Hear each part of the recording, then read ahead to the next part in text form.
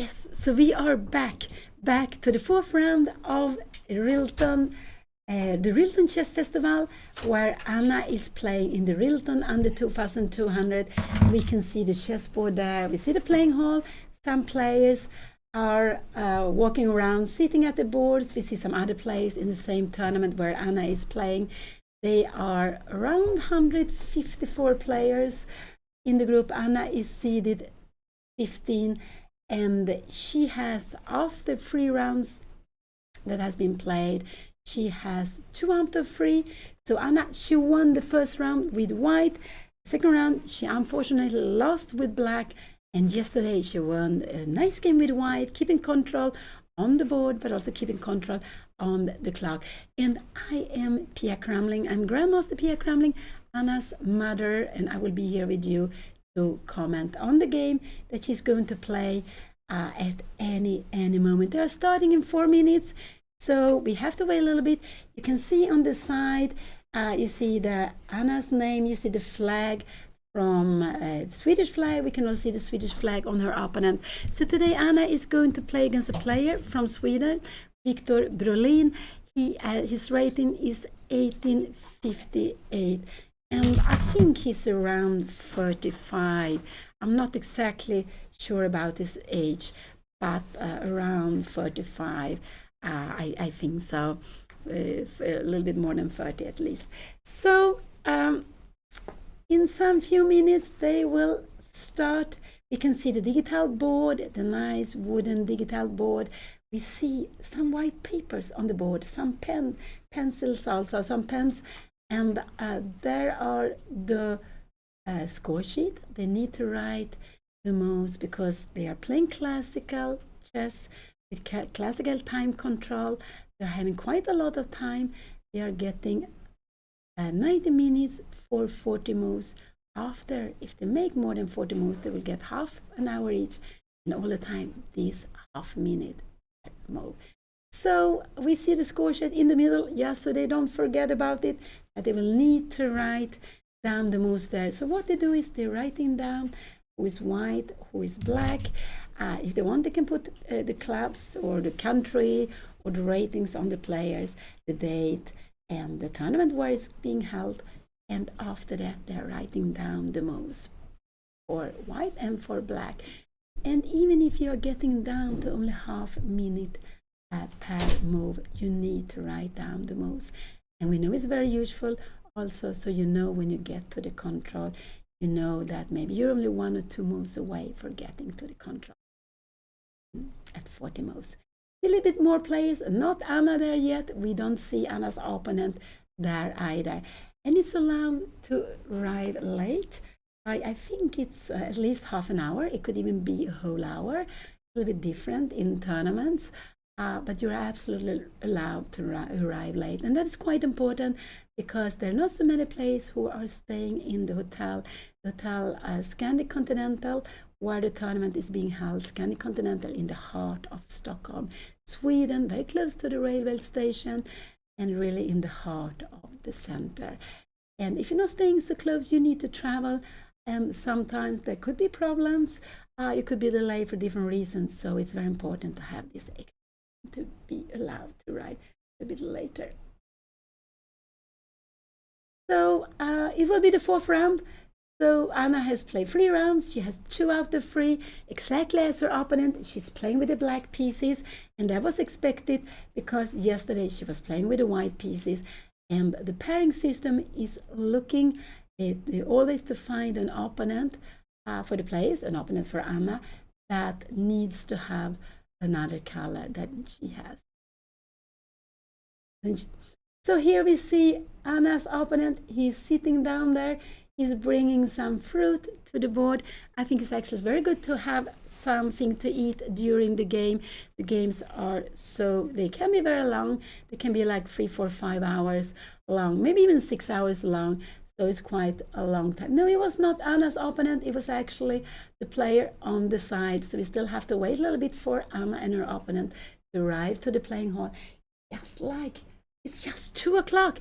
So the game will start at any moment, and they will start when the arbiter says that now it's time to start the clocks. then you can press the clock and it starts. And we should remember that the time is a part of the game. If you lose because it's made, you cannot save the game any longer, you resign, you lose the game. But also if the time goes out. And here we have Anna. She takes one of the score sheets, one of the pens. So here they also giving pencils or pens to the players. And it's actually, the reason is actually that you shouldn't bring your own pen, I believe, because it could also be, you could also use it as a technical tool to get help, which is absolutely not allowed. So the players are not allowed to bring in their mobile. They're not allowed to bring in any kind of technical equipment they could use for the game. And Anna is here on time. That's very, very good. I think her opponent is here. No, that was the camera. I think that was a very, very famous chess photographer we have in Sweden, Lars Hedlund. He's making so many beautiful pictures from tournaments. It will be, it's really lovely to see. It's actually, and he is I would say he's the big chess photographer in the Swedish chess, going to lots of tournaments and giving us lots of nice memories from these tournaments to be saved for a long time. And yeah, so here Anna put the score sheet a little bit outside the board. Of course, you can't have the score sheet on the board when you start playing. And I don't know if they have started the clocks yet. I don't think so, but at any moment they will start. And in a tournament like in an open tournament, there are more players than rounds. There are 9 rounds. They will face 9 different players, opponents, but there are close to, there are more than 150 players in Anna's group. There are 115, I think, in RILTON Cup first group. So that's close to 300 players. They can't play all against all, so it's an open. Anna is ready to start, and she is having 2 out of 3, exactly the same points as her opponent. Her opponent also has won 2 games and lost 1 game. And I think he has done it the same way as Anna, that he won 1 game, he lost, and then he won. So Anna won the first game with white, she lost the second game with black. She was actually doing fine, but she made a big mistake. It was such a big mistake that she couldn't save the game any longer in the second round. Yesterday she won a nice game, keeping control both on the board but also on the clock. And I think that was a very nice game. She had 4 minutes left when her opponent resigned after Anna's 40th move. So that was actually very good. So she could have a lot of time, enough time, I would say, when there were some critical moments, some moments she felt she needed to spend some time. But as she was playing quickly, her opponent was spending more time. It just helped her. So this is very important, but it's not easy at all to be able to use the clock in a good way. To use the time, but also to have time for the critical moments.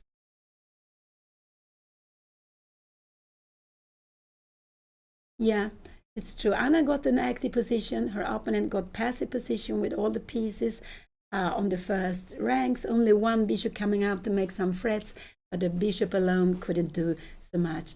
So Anna had a very nice game with lots of control, lots of space, increasing the pressure. So that's very important when we're playing, that we try somehow to find counterplay, that we try to find counterplay, and sometimes go for activity even because at least then we will a little bit frighten our opponents. We will try to create something against the opponent. If the opponent gets all the time in the word, it will be easier because you can slowly improve the position. So staying in passive can be very dangerous. But there are some positions, some end games, which is absolutely fine to be staying passive. You can hold them anyway. So it's sometimes it works, sometimes you need to be active. So Anna's opponent, Victor Brolin, rated 1858. He's from Sweden. I'm not sure if he's from Stockholm or not, but he's from Sweden. So Anna is, again, like yesterday, she's facing a Swedish player.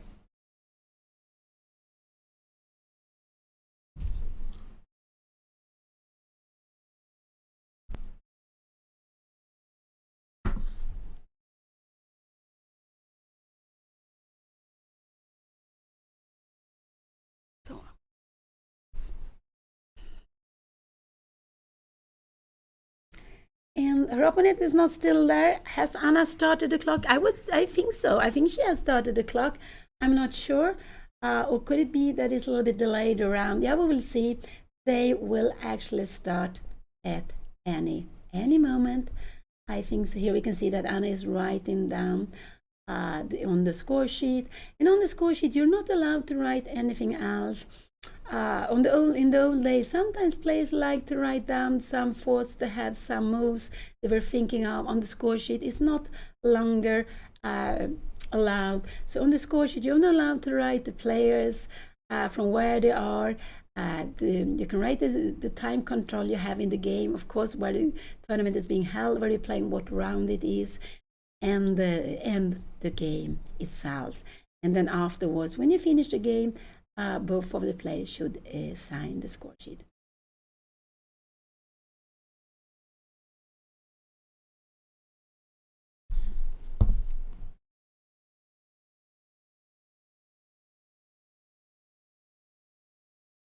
And Anna's current rating is 2043. You can see it's written WFM on Anna's name. She is a woman FIDE master.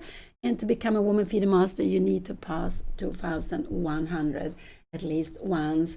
And Anna's peak rating is close to 2180. I forget. I always forgot to ask her. Here we have Anna's opponent. He's coming here and he's sitting down at the board. And as you see, I'm not sure if his clock has started running.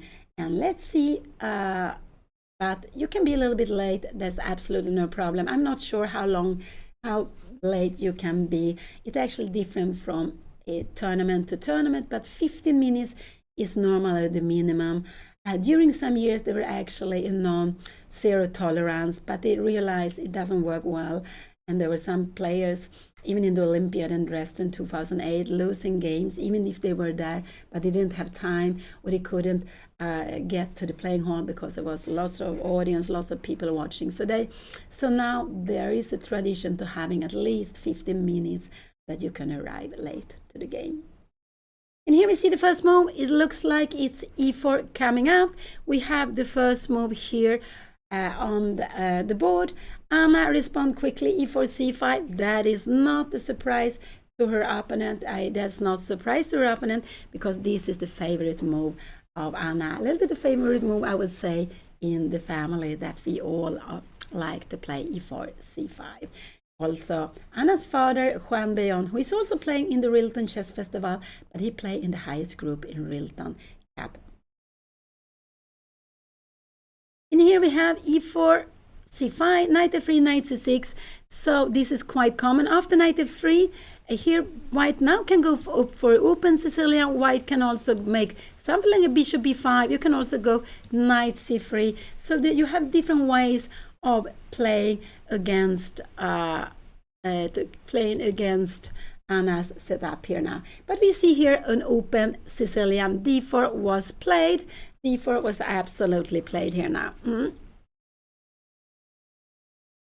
And we have knight take d4. So this is the open Sicilian. It's actually what I would say where you need to know more. There are more forced lines. You need to have quite a good knowledge of the different openings because both white and black can choose different ways. So Anna is going out, attacking the pawn. Her opponent will absolutely go out with the other knight. We will see the 4 knights out on the board. And this is a little bit what we do. Remember, we open up. I would say that it's good to start with going with the pawns 2 steps in the beginning. Later on, you can choose other openings. Nothing wrong with Caro-Kann. But when you're starting out, put the pawns 2 steps forward with white and black. And then later on, you can choose other openings. And after that, we normally develop the knights before the bishops. And here we see all 4 knights are coming out. Anna was attacking this pawn on e4.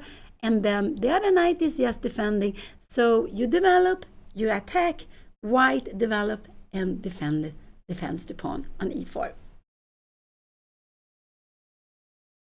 And there are players in all ages.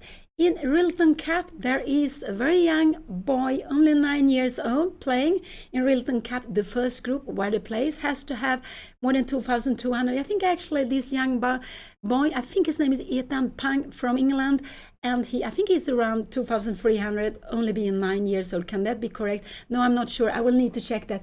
But he is playing in the tournament. He's born 2015, and he's playing in RILTON Cup, if I'm not wrong, and that's just quite amazing. I need to check that. I can't believe it myself now.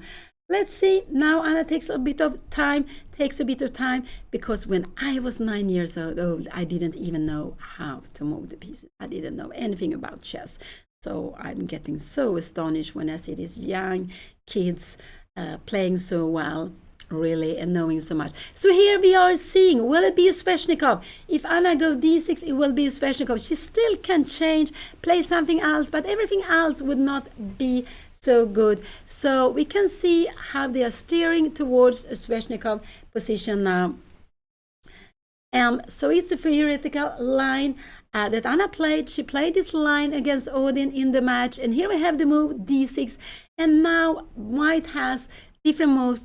We can say that this bishop g5 is the main move. You can also go knight d5 when you are threatening a fork here in c7. Black will need to take it. So there are different ways to play, and of course this is what her opponent expected. Here we have bishop g5, and after bishop g5 Anna play a6 very quickly, and this is the only move. If she would play something else, she would get into problem. She would get into big problems.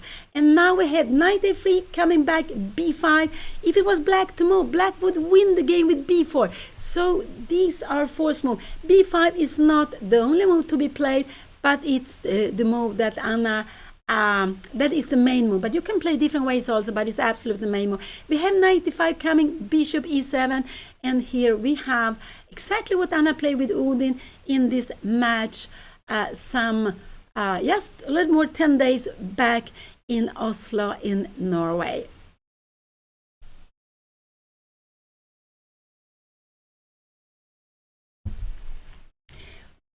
Will her opponent play the same? I would guess her opponent is going to change. Maybe he changed already here now. What is he going to play here now? What move can you do? You can do lots of different moves already in this position. You can play differently. Odin, he'll like to go c4. So with c4, with moving the c-pawn, you see c-pawn, we see that this knight is not going so well. So we want to move the c-pawn 1, maybe 2 steps. And then we want to bring in the knight via knight c2, knight d3, or knight c2, knight b4. There are different ways of playing. Absolutely. So he could play that now. He could also wait playing something differently. Absolutely. There are different ways of playing this. But sooner or later, we will see this c-pawn moving and 1 or 2 steps. Absolutely. Because otherwise you have to get the knight. But you see from here, it doesn't have such a good route. And he played c3. So now we have another way of playing. This is a more common way, I would say, than c4. So his idea is to go knight c2, and later on he will go a4. He will go and play against Anna's pawn structure. He will attack the pawn structure with a4. I'm quite sure about that. So this is the plan with c3. Plan is to be able to play knight to c4. Later it can come to e3, but it can also come to b4. And when the knight is moved, you also have this move a4 attacking here. You want to open up. And when you play e4 and the a-line open up, you can see that this rook now is passive, but once the a-pawn is gone, it will become an active rook.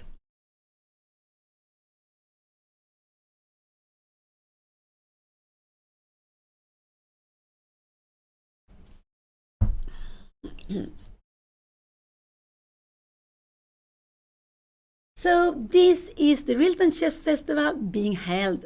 It's the 52nd time being held during so long time. And there are different groups. RILTON Cup is the first group. They're having 115 players. The highest player is Bassem Amin from Egypt. He has been, or I believe he still is, the highest rated player from Africa. And he actually here in the tournament, he lost in the second round against the young Swedish player Axel Falkevall. So of course in open tournaments there can be upsets, Absolutely, we are no machines, we are humans, so we can go wrong. Even the best players can go wrong sometimes, though they don't do it so often. And in Anna's group, we don't have any Grandmaster players. We have players with different titles, and we have around 22 nations playing there. A bigger group is the group from Germany, and the second round when Anna lost, it was with a player from Germany.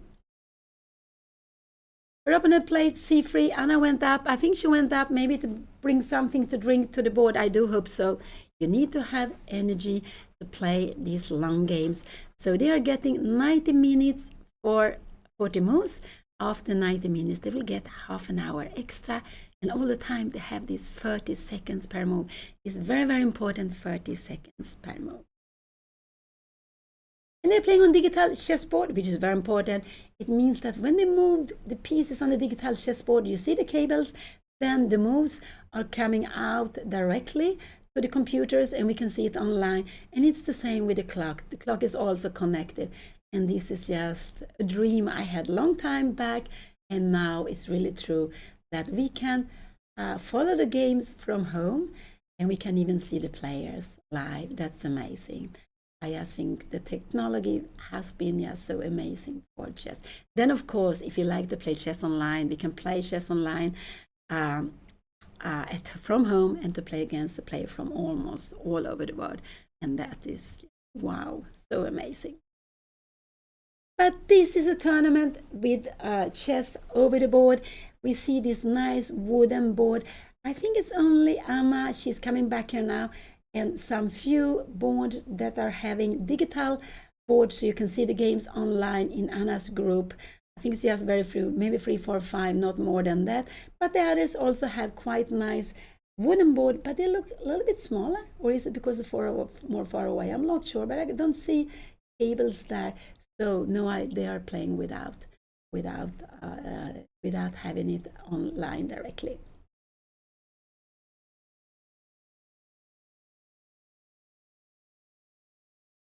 So we had C3 coming. Anna went bishop G5, just put away the bishop very, very quickly.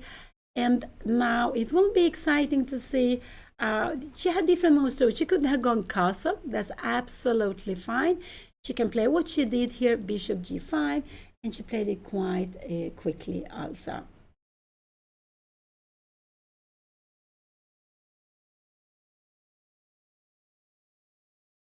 Our opponent's knight is coming to C2. And now I guess Anna is going to go castle.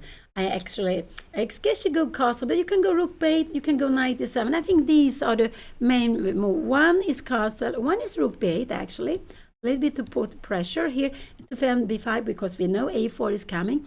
Another move can also be to go knight e7, and we want to exchange this knight on d5. That is also possible to play. So let's see what she will do here now. I would say these are the 4 main moves to be played. Castle is one, knight e7 the second one, rook b8 third, and maybe bishop e6. But I prefer to wait with bishop e6. I'm not sure the bishop is going to go to e6 here. Sometimes you can have the bishop to b7 also. So I think that is a move I would actually prefer to wait with here.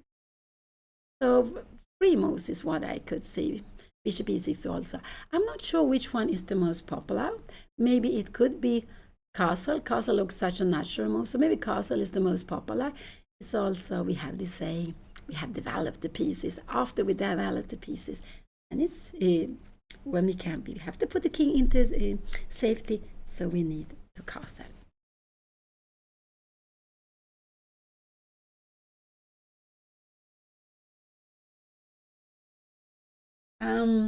This tournament is held in the heart of Stockholm.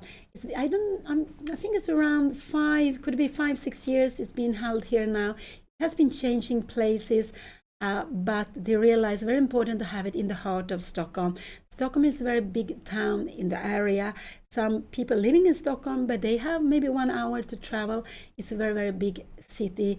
Maybe not with the population if you compare with capitals. Here we see it, castle, Anna made castle, absolutely, very, very natural move to be played. And But so they have it, and it's very good to have it where it's now, because it's close to the railway station. It means that for everyone who is traveling, who is not staying at the hotel or very close by, so they can walk to the venue, they easily can reach it with metro, with bus, with train. And here we have it, A4 coming, and this is what I said you need to do. And now the best is to take on A4. This is the best. It's not so good to go Rook B8, because if you go Rook B8, we will see that this pawn will be very weak. We don't have any B4, anything to play, and this rook would be very active. So no, we could not. This is not a good move. The best is to take on A4, and after that, I think actually, after taking A4, it depends on what her opponent will do, but take on A4 is absolutely the best to do here now. And so there are lots of restaurants, shops around here. For me, what my memories from chess close here is connected to the culture house. We have a culture house not so far away from here, also in the heart of Stockholm, where it has been a tradition of chess. I remember that Ulf Andersson played a match against Bent Larsen there. I think it was in the 70s when I started with chess. I think I had started with chess. And there have been also during the last year lots of chess activities there. Chess for families, chess where you meet, all play together. It has been just very beautiful. And I have a memory from there from 75. So that's almost 40 years back, when there was a game played outside. We call it Tata.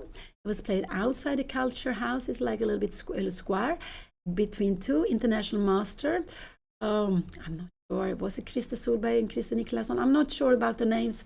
I shouldn't say them, because I could be wrong. But they played a game, and we were living pieces. So I was a bishop. I think I was a black bishop. I was exchanged quite quickly. Not so happy about that. But that is my absolutely first memory from chess in this part of Stockholm, in the heart of Stockholm. But it was a lovely experience. I was playing in a club, Passanten, in Huddinge. We were lots of juniors, and we were coming with a whole bus of juniors, because you need to have, how many is it? 32 players. You need to have at least 32 kids being the different pieces. And so that was just a very, very nice experience to have already then. But this is just in the heart of Stockholm, very close to the old town. It's a very good place also to come, to go around and to visit Stockholm. If you want to see some historical houses, monuments, you want to see the old town, Gamla stan, which is just like walking distance from where this chess festival is being held.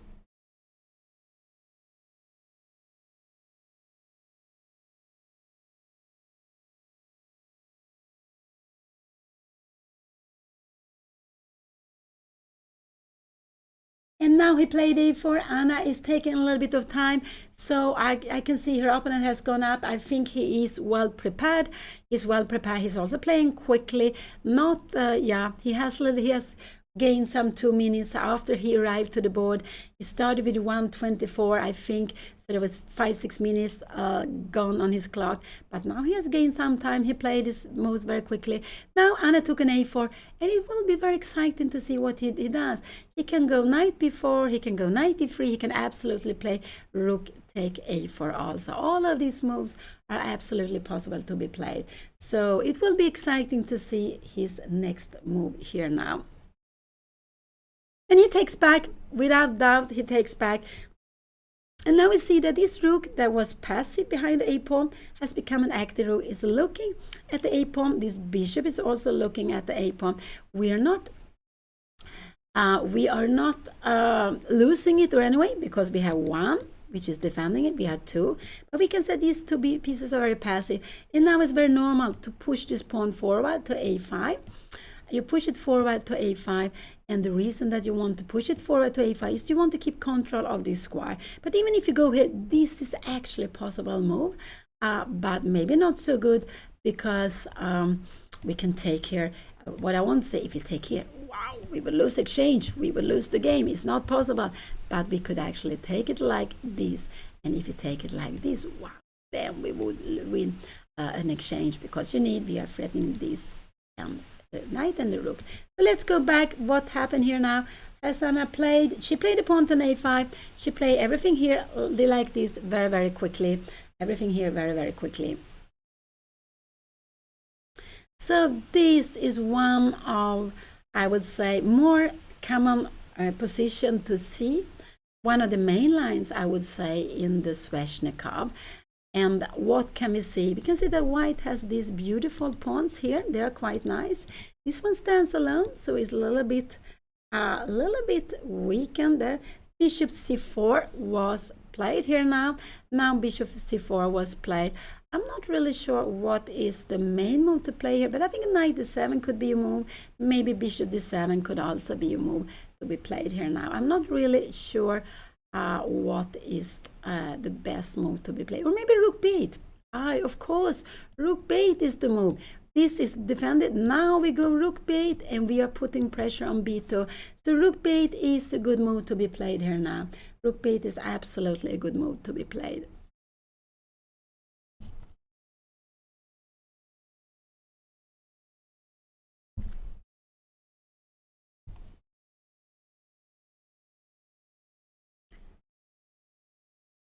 And it's because we see the rook is passive behind the pawns. If it comes here, it will become active in front of the pawns.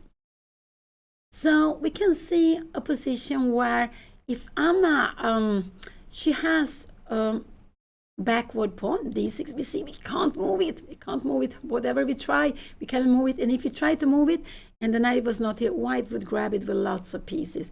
So white keeps an enormous control of d5, one of these central square, with the bishop 1, with the knight 2, with the pawn 3, and with the queen from far away 4. And black doesn't have anything to put control on d5. And this is the disadvantage with playing Sveshnikov. You make a hole here on d5, but you are thinking, saying that you will get other active pieces to compensate it. So what is, this is quite active. This one cannot go anywhere, but it's a good knight. It's a good because if the c3 pawn comes away, the knight comes away. Yes, we have knight d4 coming. So, and this rook now could be activated to b8. That looks quite like a very, very good and normal move to be played here. Yeah, this opening has different names, and one of the names is Sveshnikov, after the grandmaster Sveshnikov from Latvia. He passed away some few years back, but it has also other names, and so I will not go into that now. I will check it a little bit better, but Sveshnikov is one of the names. It is called, and so yeah, Chelyab inspiration. Thank you. That's one of the other names. I think Kalashnik, something like that, is actually another opening. I think it's when you go e5, but maybe don't go, maybe e5, d6, could it be? It could be, yes. Yes, queen, knight d7 could be possible, but I like rook b8. I like rook b8 because when you go rook b8, we want to take a pawn. You have to make something. If you go back with the rook, this rook is becoming a little more passive. If you make b3, this pawn is become a little weaker. So I like this rook. I like it here. We also see that the rook doesn't need to defend a5 any longer. So it's quite good to keep it, to have it here where it will be active. This pawn is defended by the knight, but it's also defended by the queen. So it's just very fine. And with rook b8, you're looking here to b2, but you also avoid that there will come any knight. Knight b4 will absolutely not be possible any longer. No bishop to b5. So it's just a very good move to start with, and then after that to make the decision how to put pieces.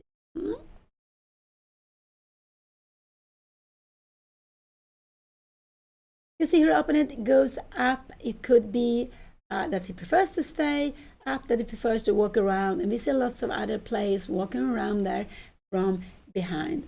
And this is the third round.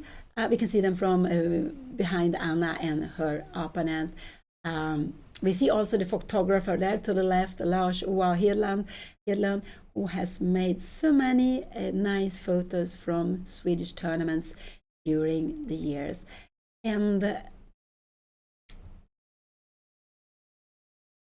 this is the 4th round. They are going to play 9 rounds, and it's classical chess. It will be rated for classical rating, classical international rating, FIDE rating. And now there are not many days left on this year. On the 1st of January, there will be a new rating list, but the games here will not be rated for that list. The tournament is only rated when it's finished. And sometimes you can see live rating, but the FIDE rating comes out once a month, and that means that the tournament has to be finished. It has to be finished and then sent in to FIDE, and then it will be registered, and it will come out on the following list after that. So Anna is now 2043. She will gain some points after the match against Odin, and we will see it on the 1st of January list. In this tournament, whatever happened here, Anna wins rating, lose rating, or she stayed the same, it will be seen on the next list, 1st of February.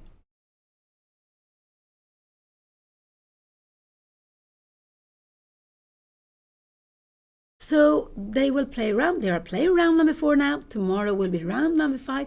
We shouldn't forget tomorrow the round will start already at noon, much earlier. But it's, of course, everyone wants to celebrate the last day of the year together with friends, families. So they are starting earlier to finish earlier. And the day after, the 1st of January, is this very, very well needed day off. They really need it. And they will be back on the 2nd of February. So there are this game, one more game to come this year, not possible any more games, and then they will play 4 games next year.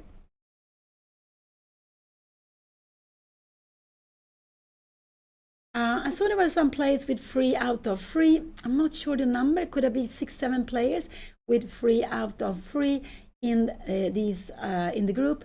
And the first player is actually Balder Peterson, and he's also one of those players having 3 out of 3. Is a Swedish junior, about the same age as Anna. Junior, no, they're not junior lane. They were junior some years back. Now they passed that time, sorry.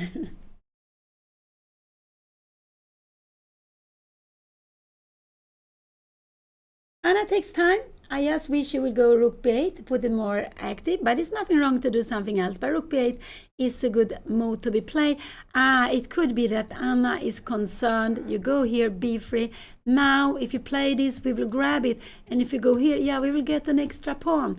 And how is this extra pawn good or not? I would say so. I think it should be good to have this extra pawn. No, it's not. We have a beautiful, beautiful tactics. Wow, we have rook take b3. Taking here, we give a check here, you're moving away the king, and we go queen take b3. And even if we give it an exchange, we are absolutely fine in a position like this. Maybe we can start with something bishop h4, starting to put some pressure here. We have the bishop pair, and we have an extra pawn, even as a backward pawn, but we have more development. This is absolute, it's about equal, but it's absolute fine to play. But this is not the game. Here we have the game, rook b8, knight e7. I could think of bishop d7. These are the moves I could think of. This is the move I like most because it's the most active move. So this is the move I really would prefer that Anna plays here. But she can play knight e7 also. And after knight e7, you can go castle. Now rook b8 is not so good. If you take here, we take with the bishop, we go rook b8. And maybe this, can we start getting something here, is getting a little bit more active for white. But, you know, a position like this, I think is, maybe you are have some activities here, but I think this should be, yeah, it's getting a little bit, you get some activities. But if you could bring this bishop to c5, it would be a dream for black. Wow. But it's not easy. It's not, maybe we could start something like that. I'm just wondering, could we try something like that and go bishop? I don't know. If you try something here, we had bishop b6. And finally, I don't know where you're going here. Can we go 5?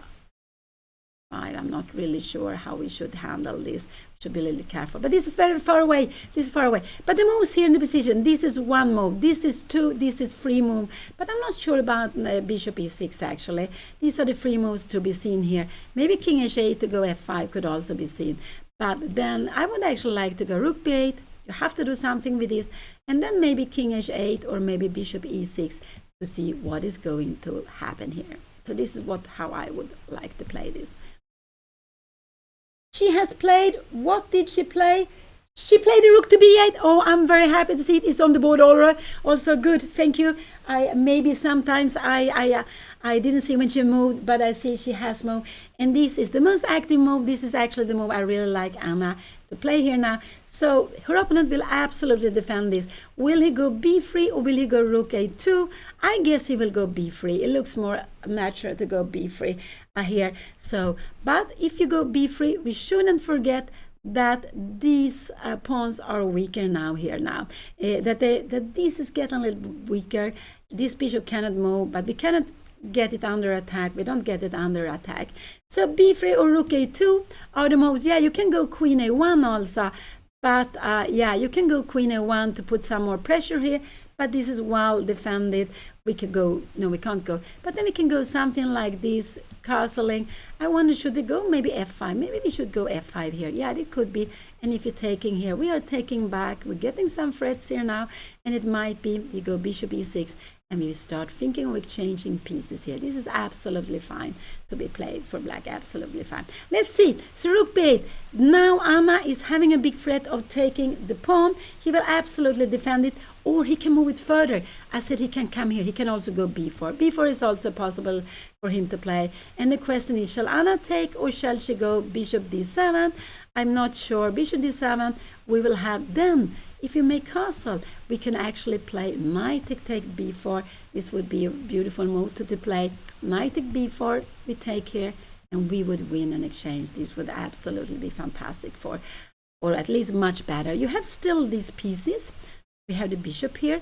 This knight is a little bit bothering us, but we still have an exchange more. It's much better. But this is the position. Anna she played rook b8, and she put in threats against the pawn on b2. She is planning to take on b2. It's absolutely something white cannot allow. White need to defend this pawn. White really need to defend this pawn or to move it further 1 or 2 steps. So what will we see?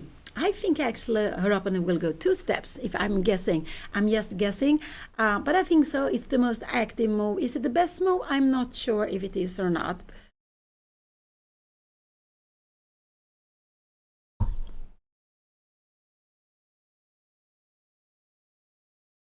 I just want to say, if you go here and we take now, you can absolutely take, you take with this one. I wonder, can we play a move like this? Are you going with the bishop? And I wonder if we can start kicking you here. And we can play this move. I want to go here. Let's say you go castling, and I have the knight bringing to c5. It's quite a good square here on c5 for the knight. And yeah, maybe we will go rook b7. And we will go bishop e6 later on. This could be playing the rook here and coming with bishop e6. This is very, very far away. So her opponent needs, this is the threat, take the pawn here on b2. I will just make like this. So her opponent needs to defend it or to move it 1 or 2 steps. And I would believe at b4 is very tempting to do. I think normal is better not to go 2 steps. I think it's better to keep this as an option, because maybe you want to put pressure on the a4. You play b3. I guess it could be that this is the main line to be played. It could be that this is the main line to be played here now. So what can Anna play here now? She can go knight e7. We saw that. She can go, but I'm a little bit concerned if you take here now. We take here, you take here, we're coming here. Can we bring the rook somewhere else? If you're coming here now, we have bishop e6, and the point is, yes, if you take here, we have this surely very good in-between moves. Now we are absolutely much better. King here, we have a rook attacking on f2. So knight e7 is one of the moves she can play. She can go here, this is one. She can go king h8 if she wants. That's another one. She can go bishop e3, e6. These are the 3 moves. Maybe bishop d7 also. But I would say 1, 2, maybe 3 moves. These are the main moves for me. I'm not sure in which order, but just remember, we don't want to go f5 because you have knight e7 check. It's a double check.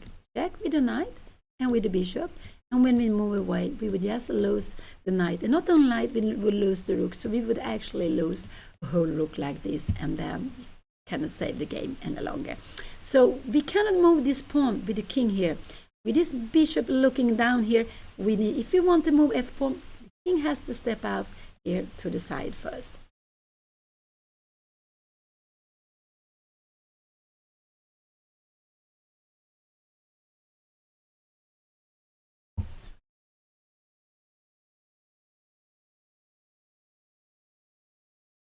They played 60 moves. They played it quite quickly. Her opponent has only spent like 2 minutes, because he arrived 1:24 something, 2 minutes some seconds maybe, or maybe even, yeah, not much time. And so he has, I guess he still is in his preparation. And but also it's good, even if you are in your preparation, it's good to play not too quickly, a little bit to feel the position, and a little bit to think, oh, I do this move, why do I do that or this, so this or that. So it's just quite good. I believe not to blitz out the move. Actually, it's because it's, for me, that's impossible. I am like Anna, a player who likes to use the time.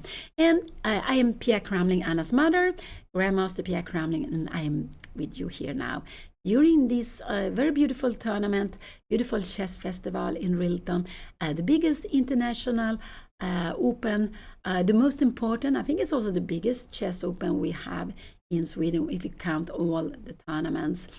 And so it's just very, very important tournament to us, and it has been being held for so many years. This is the 52nd time to have it, and lots of strong players has passed by, lots of strong players has played in this tournament, and that's very, very nice to see. I myself have played there also. Could it be 20 times? I haven't calculated, but lots of times since I was 14. But I think in that time, I'm not sure if there were 2 groups. Yes, there were probably 2 groups already then. I think so. Yeah, I started to play, here was it, 77, I think, the first year I played. But Anna has also played several times, and both in RILTON ELO, or how it's named now, RILTON under 2200. But she also has played in RILTON under 1800 when she was younger, and that's a tournament which will start 2nd of January. They will play 7 games in 4 days. So it's a good tournament if you don't have so much time to play and you are ready to play very intensively. It's tough to play double rounds. There, I think they played with the whole game in 90 minutes. I think so, but I'm not sure. And also it's only for players up to 1800.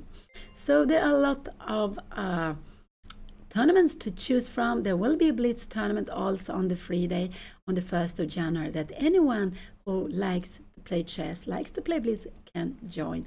Just look at the homepage, Stockholm Chess Federation homepage, or Swedish Chess Federation homepage, or of course RILTON Caps, RILTON own homepage.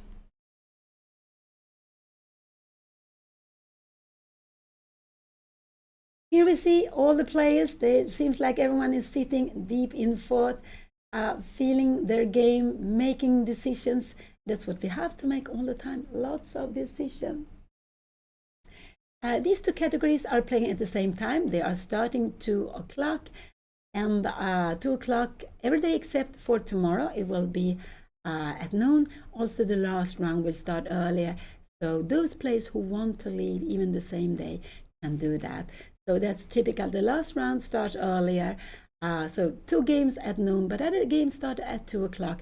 When the RILTON under 1800 starts, they will play double rounds. So they will play morning and afternoon. And I think they will start, I don't know what time they start, but they will surely start later in the afternoon, probably at 4 o'clock. But I'm not sure about that. But they will start at different time, and they will play in a different playing hall also. They are not playing together with these 2 tournaments. Yeah, I would also think so, that I would, maybe King H8 is a good move, and then you can go F5. You can also a little bit wait. You can go King H8, and then you can go G6 and F5. You have different ways of playing. You can go Bishop E6 or Knight E7. So these are actually what I would say 1, I would say 2, and I would say 3. I wouldn't like to go G6 now here, because maybe you can start. Can we start with h4 now? I'm wondering, are we worried about this? No, this queen is not coming in. You can come here, but we are just in time to stop the queen from coming in. Here we have this terrible threat of queen h5 winning the game immediately, but we are in time to stop, and then this will just not be enough for white to use the h5. We will be fine. We will go king g7 and then maybe break up with f5. Let's go back. So g6 could also be a move to be played here if Anna wants to, but I would say that moving the pawns, maybe it's better to wait a little bit before her opponent has castle. Anna takes her time. I think that's absolutely fine. They have made, her opponent has made 16 moves, Anna has made 15 moves, and she has spent like 21 minutes, 21 plus 7, 8 minutes, yeah, 28 minutes. So it's close to half an hour, but it's anyway fine. She needs to feel the position. She needs to find a plan that she is happy with, that she understands. And then, of course, if her opponent plays something different, she needs to adjust to what's happening on the board. So that's what we are doing. We are making lots of mini plans. Sometimes we have a position on the board we have played before. We know how we want to play the plans, so we don't really have to think. We just put out the pieces, or we have to think a little bit, but we knew it for intuition. I like to have these pieces here or there, and we just put them up. But sometimes there are positions that we like, we feel that we like to calculate. And some plays are like that. They are calculating every move. Other plays are playing on their intuition, or they just, yeah, the first they think is good, they just play it if they are very quick. So we are all very, very different at the chessboard, and that's quite nice also to see. Some players also like to play chess in a very beautiful way, sacrifice pieces, make a beautiful mate. They are more like artists at the board. And among the best players, maybe we could say that Michael Tal was a very creative player, of course, and there are also others. Of course, there are lots of others too. So we all have our personality. We can see them on the moves we choose when we are playing on the chessboard. Yeah, we can get rid of the knight, knight 7, and then queen b6. But remember that this b3 pawn is defended. So after that, yeah, we can do that. That is not that is actually fine. Let's say we go like this. We are taking here now. We go queen b6, and then after we can plan bishop e6, something like this. But the opponent will maybe go b4 here now. And if you take here now, yeah, we will just get a little bit back here now. Backward. But I think, you know, these kinds of position, I think is absolutely very fine to play. This is absolutely very fine to play. Maybe bishop e6, because if you take, we have a grip here, and now we only dream of putting the bishop on c5. If you get the bishop on c5, it's fantastic. And look at this pawn. This pawn on c4 is not so good. It's not so good. It would be better on b2. It would be a pawn that we could move, but this one will be stopped on c5 and it's getting weak. Here we are just happy. Yeah, maybe we will have this move. Actually, I didn't see that. But we can just grab a pawn here. But this is so far away. Let's go back. This is not the game. So we see Anna. She's thinking here. She's down to 1 hour, 6 minutes. She's down to 1 hour and 6 minutes now to make 25 moves. But it's a little more than 2 minutes. It's 2.5 minutes per move. That's quite a lot of time. That's absolutely fine. Absolutely fine.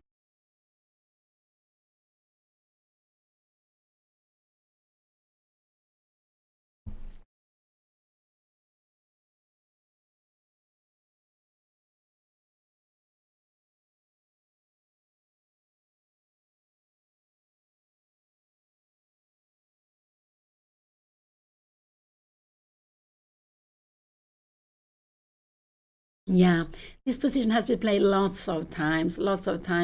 It's one of the main line in this variation, Chelyabin, Sveshnikov, and in this Sicilian variation, and of course both white and black like to play this. Actually, when you see the best place in the world choosing Sicilian, Most of the time you see that they are playing Najdorf. Najdorf is a very good line, but it's lots of fury. But white has like, is it 16 different moves to choose between Najdorf? You have lots of different moves, and after that different ideas to play against Najdorf. But one of those who are considered reliable to be considered to play with black is Sveshnikov. So sometimes you can see it among the top players, and we can see it in the world champion match between Caruana and Magnus Carlsen some years back, that Magnus was playing it with black. So it's absolutely one of these lines you can see among the top players. There are other lines you can see that at the top player, the really strong player, really strong, there are lots of really strong players, sorry, but strong players choose, they maybe don't want to play it against other very strong players, but they choose other lines against weaker players when they feel they want to go for a win, but they know if they play the best players in the world, they wouldn't maybe dare to play it because white can maybe get a nice small advantage, but advantage without giving so much counterplay. And this line is absolutely one of those considered reliable to play also among the top best player.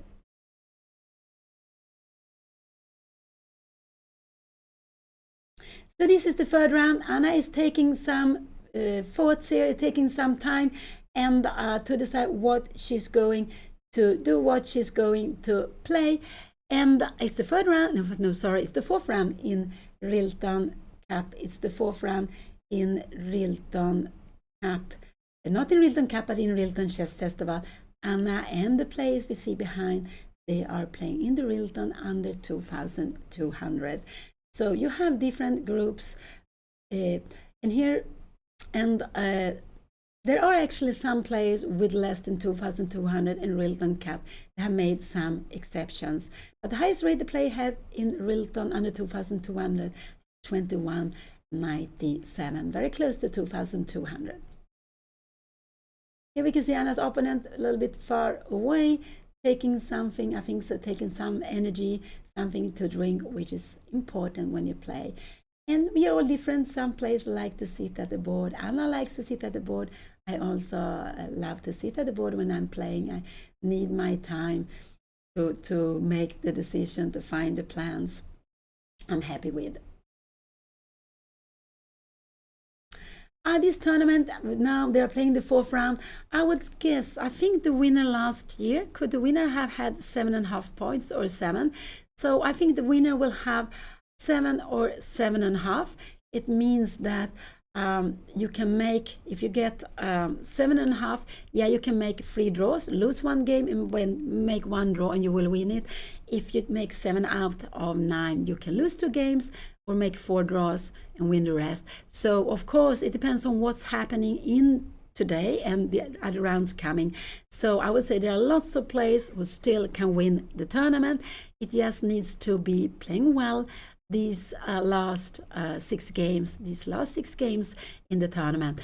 And of course Anna could also win the tournament, but then she is not allowed to lose maybe more than 1 point in this last 6 games. So it means to score very, very much. And I think the best is just to try to find your happiness at the board, find your ideas and see how far it will take you in the tournament.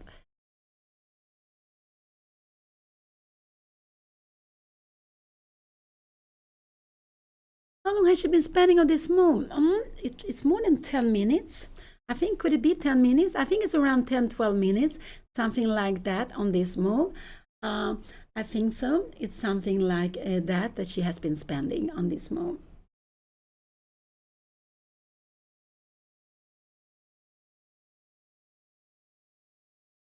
Hours 40 minutes ago. Okay, thank you. So she has been spending more time. She has been spending more time. And her opponent, yeah, has 122. He has been spending very, very little time. So it's quite clear that this is what he prepared. And it's not a surprise because Anna played this line, Sveshnikov, Chelyabinsk. She played it in the match against Odin. But today her opponent decided when he pushed the c-pawn, he pushed it just 1 square, not 2 square. And here we see Anna go g6. That will be very exciting to see.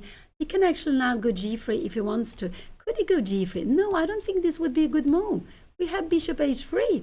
How are you going to move further? So Anna played g6. I think this is absolutely a very good move to do. And if you go h4, we will grab this pawn. We're not scared of taking this pawn. Absolutely not. We will just grab it. You have an open line, but we can see there's no way to get you. Queen f3, you can try, but we will go king d7. You're trying to get it here now. Maybe we can go even knight e7. And when you finally get the queen here now, we will go h5. If you go g5, we will go just, oh, we go bishop take g4. So this is absolutely a dream. So Anna, she played g6. This is one of the moves you can play. And she want to go king g7 and then f5. But I think the king will be better. No, it's not sure she wants to, but I think the king will be better on h8 than on g7. It might be a rook coming sometimes second line. So I prefer the king on h8 later on. So she played g6. Her plan is to go f5, but not yet. She will not go f5 with this here now. She will absolutely not go f5 with this here now.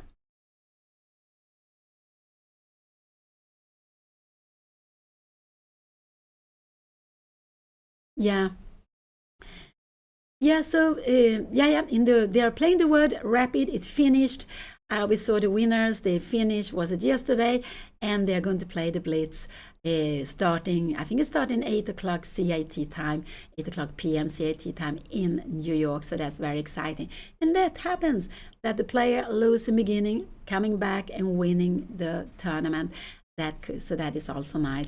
I could see that Humpy Connery, the Indian #1, she won the rapid for the women, and I think it was Morsin. I'm not sure I pronounce his name in the right way. A young player who won, was not the highest rated, who won the rapid in the open class. But they are going to play the blitz in New York later on today and tomorrow. And for those who qualify, they will play one more day. But we are in Stockholm, where RILTON Chess Festival is being held. RILTON is named after Ture RILTON.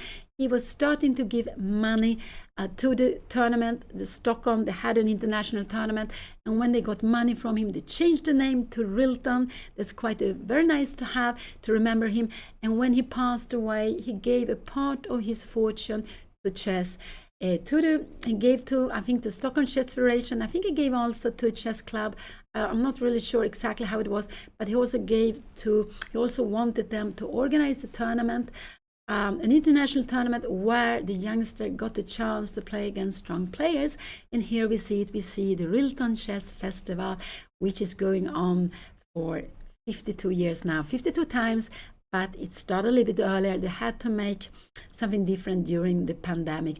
But it's the 52nd time this chess festival is being held. Yeah, there are some players that we see an apple a little bit more far away. I just think that it's not Anna's opponent, it's the other player a little bit far away who has it. I don't know in RILTON what rules they have, but I think you are not allowed to eat at the board. I think you're not allowed to eat at the board any longer in FIDE tournaments. When I was young, yes, we could do that, and it happens sometimes that players did that, but it's just so much nicer that you go away, and so you don't disturb your opponent when you want to eat. And to eat, it could be good. It could absolutely be very good to have something with you, but we're all different. Some players don't want to eat anything, drink nothing, but other players, yes, they like to drink water, coffee, tea, whatever you want, but you need to have energy, because these games are very long. So Anna played g6. Will that take her opponent off his plan, or is he going to play very quickly now? I think the most natural move here is castle. He has to go castle, put the king on away, and then you will decide what you will do. And we can see if he wants to bring in this knight, he can only come with a knight to e3, only come to e3, but there Anna can actually take it away. And now what he did, he took away a little bit. There was something on the square, so a little bit took it away. That's absolutely allowed. Sometimes you get some small stones or whatever it is on the board, so we just take it away. We are looking at the chessboard so long time, several hours, so we want it to look nice, beautiful.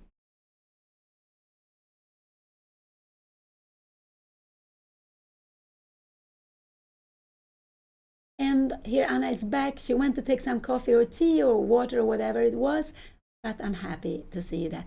So Anna's father, Juan Beon, is also playing. He's playing in RILTON Cup, the first group of the chess festival, and he has, I think he has 1 out of 4. Yes, he lost yesterday. So he lost yesterday.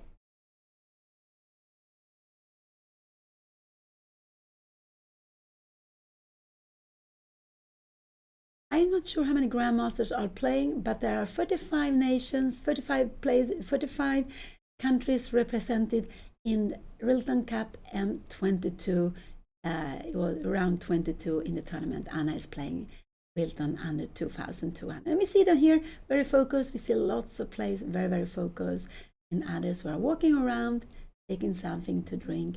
And it's also a way of relaxing to go out to look at something else. But we are all different. But Anna comes back immediately. She wants to be focused on the game.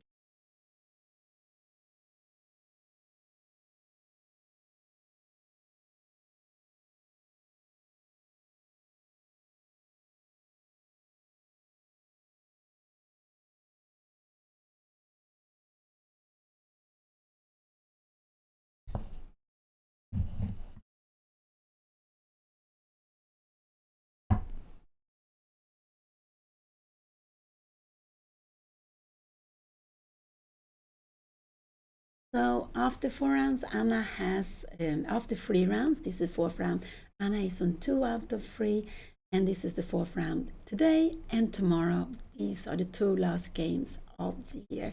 And it's quite nice to finish the year with playing. Absolutely very, very nice to do. And it is a classical time. With this very, very classical time, getting extra time after 40 moves, and this extra time is very important. When you play 90 minutes finishing the game, it's quite stressful actually. Sometimes you don't even have time to go up, but it's a way to make the games shorter. Absolutely a way of making the game shorter.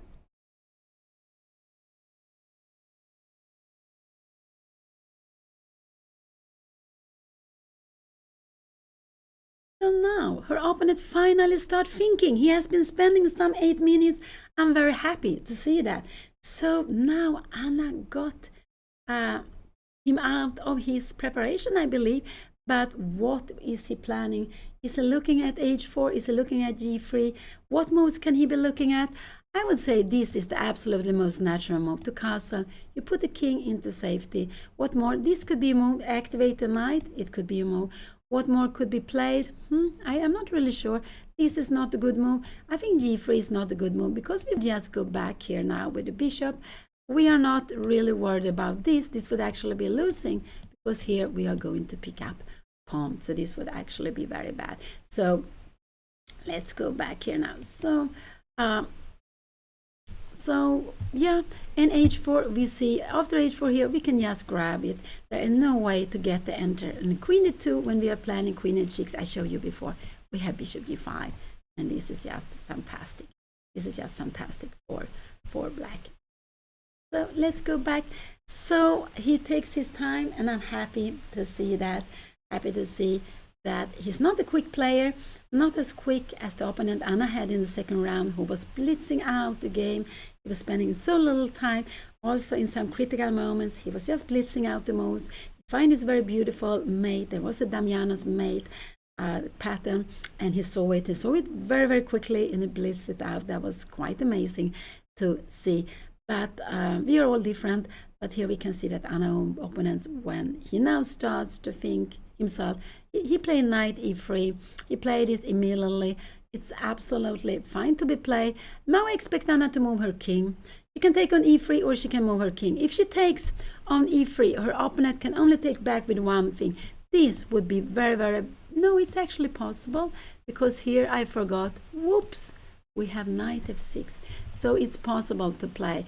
But yeah, it's possible to play. So if Anna take on e3, he can take back with a pawn. He can absolutely take back with a pawn. Actually, I expect Anna to take on e3, but I would prefer she doesn't take on e3 because this knight is not going anywhere. I would like to go king here. I just like to put the king away. Knight e3. and then see what are you going to do. And if you now go castle, we can take, but maybe we can go f5. Maybe we can go bishop e6. I'm just wondering how is a position like this.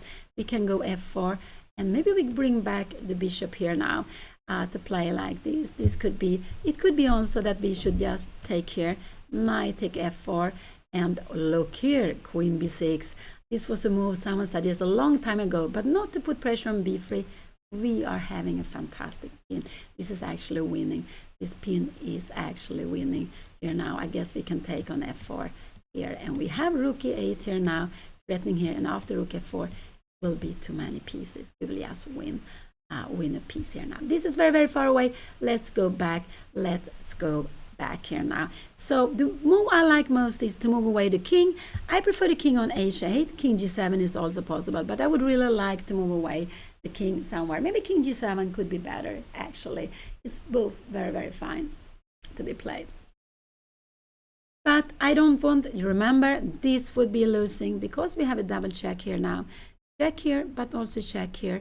So when you move away, this would just be losing on immediately. So, and I can touch this pawn. Before touching this pawn, you see the king is on a light square, the bishop is on a light square. And it's always good to remember that when you're playing, your opponent has a bishop.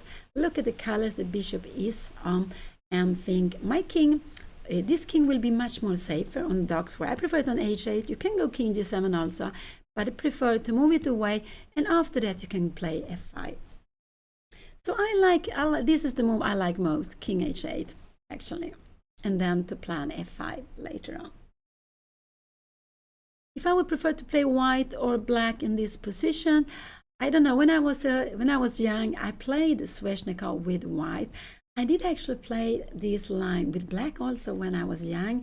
I have a brother, Pia Cramling. He was the Swedish champion, 81, and he's the reason why I started. But he's also the one a little bit choosing the openings in the family. When he played e4 and c4 first move, I also played e4 and c4. He played dragon, I played dragon. He plays Sveshnikov, I played Sveshnikov also. So I played lots of his openings when I was young. He was my model. He was the one I was looking up to, the one I tried to a little bit imitate, to do the same. And of course, he was so much stronger than me. He became an IM much, much earlier than me. And so I actually played this position a long time ago with both black and white. I also played Sveshnikov with black now in Norway chess against Lei Tingle. But she chose another line. She went for 95 very, very quickly in the opening. What I would prefer here, I would actually be fine playing both sides of this. She played king h8. Oh, that's such a beautiful move. The king is better on h8. I think the king is better on h8. That's a very, very good move to be played. Absolutely. So now if castle will be coming, I think Anna will go for f5 immediately. If castle will be coming, I think we will see f5 here immediately. I'm not sure if this is a good or not. If you're taking here now, we are, yeah, what are we doing? And remember, this would absolutely be not so good, because this is actually already queen b6. Here we have knight d5. This is absolutely, oh no, we have bishop take e3. Oh wow, this is not working, not at all. I'm a little bit not awaking here now. So king h8 was a good move, and Anna is showing that she's planning f5. She is planning to go f5. Absolutely. So if her opponent will go castling, she will go f5. But I wonder if her opponent make a slow move. And this is more tricky. After queen d3, will Anna go f5 anyway? Will he go f5? Can he go h4 now here now? Do we dare to take this? Are there some tricks here now? Are there some tricks? No, there are not. After a move like queen take h5, we can actually sacrifice here. And we have this beautiful, look at this beautiful move. It's a check. I wanted just to show you. And here we have the bishop taken. This is not the game, so let's go back to the position. The last move Anna played was king h8, and with this move she is planning to push this pawn forward, and if white takes, she's absolutely planning to take back with the pawn. This is why she played g6. Also remember, we don't want to give the bishop too easily. Sometimes we change our bishop. We can see white change the black squared bishop to get the knight. but white got something. White got this grip of d5 square. So this is why white decided to give up the bishop, the black square bishop in the opening, to do it very, very early, to get the grip of this d5 square.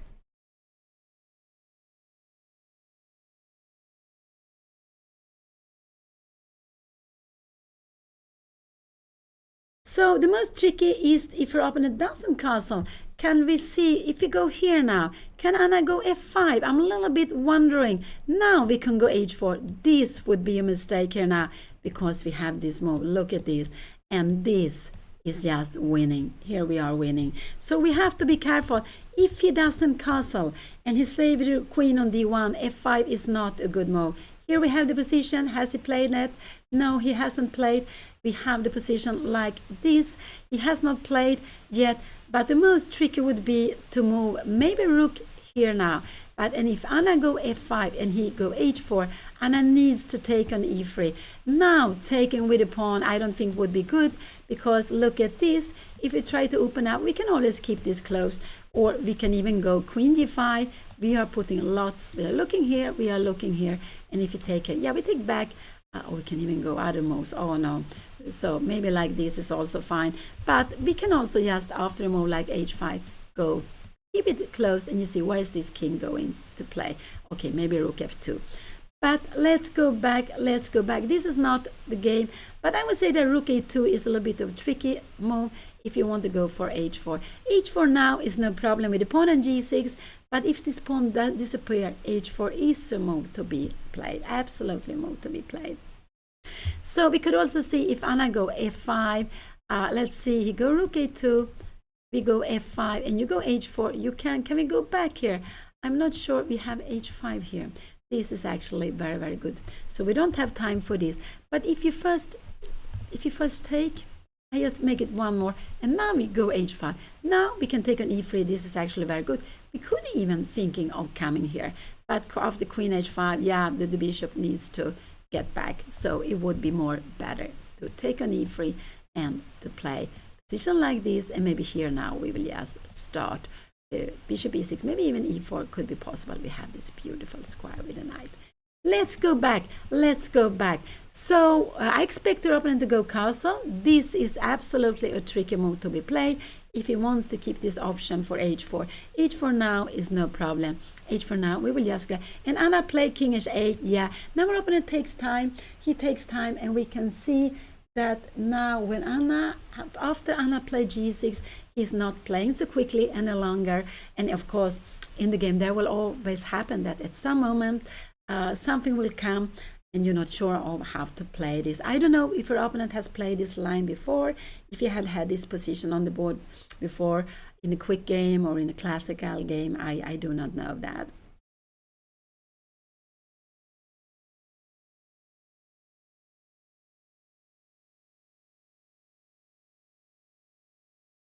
So both of them so focused, so focused, so focused. And yeah, you have lots of opening. I have been playing Sicilian for a long time, not always Sicilian, but lots of Sicilian. And I've been playing Taimanov, Paulsen. I have played Sveshnikov sometimes also, Najdorf. What more? You have played some other lines too. So there are lots of Sicilian to choose from. There are lots of opening to choose from.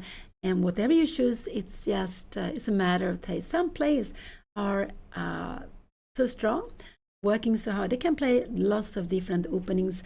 I think it's important to try to find the number of openings that you can understand. Sometimes some players want to play everything. And when you're a stronger player, yes, you can do that. Even if you don't understand everything, but they're so strong, they will adapt, they will find good plans. But if you're not too strong, then I would say it's better to play, maybe not always the same opening, but to have a smaller number of openings to choose from. I would say so. Maybe to have 2 black openings against everything, but you don't need to have 3, 4, 5 different openings against everything.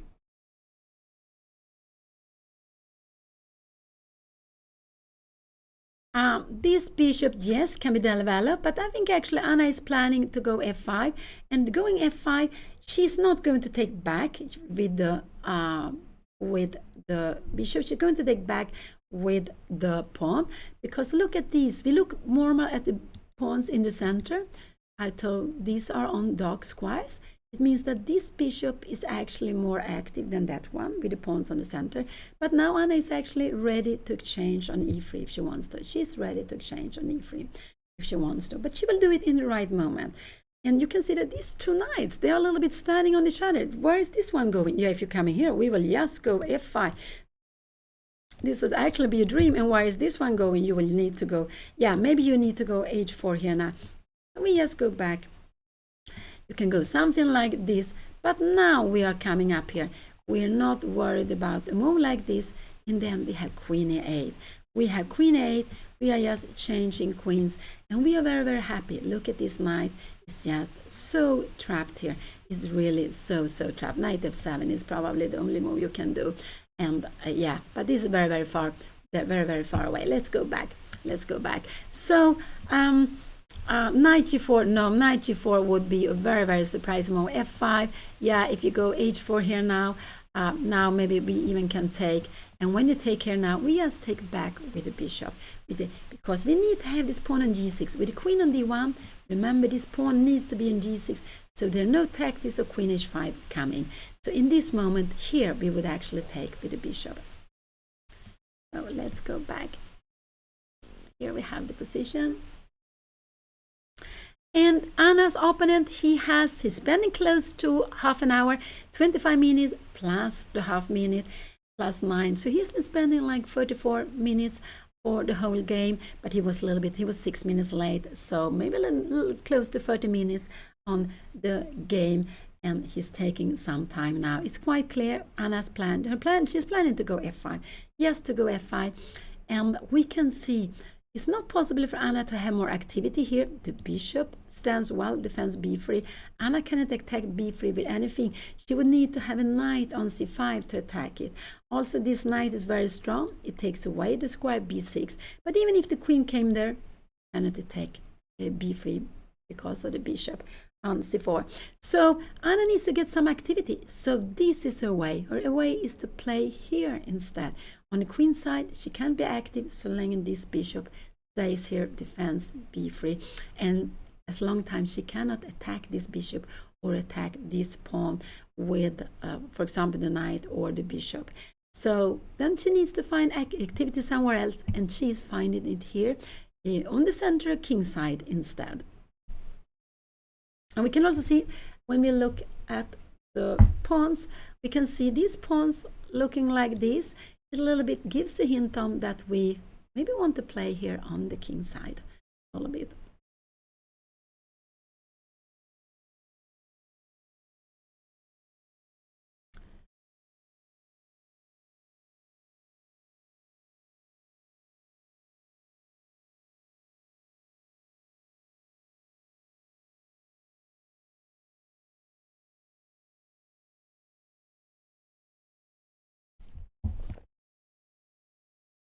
So the fourth round, this is the fourth round in RILTON Chess Festival.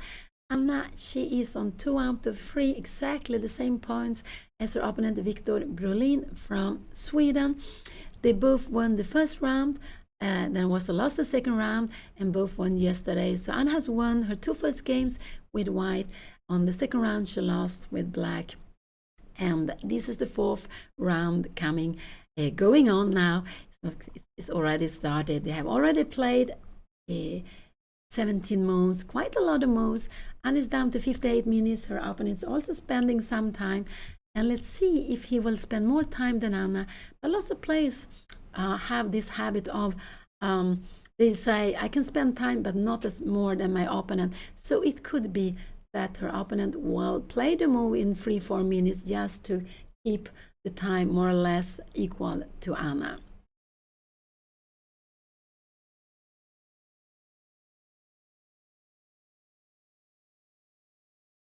And then there will be 9 rounds in the end, and 9 rounds is because you need 9 rounds to make norms.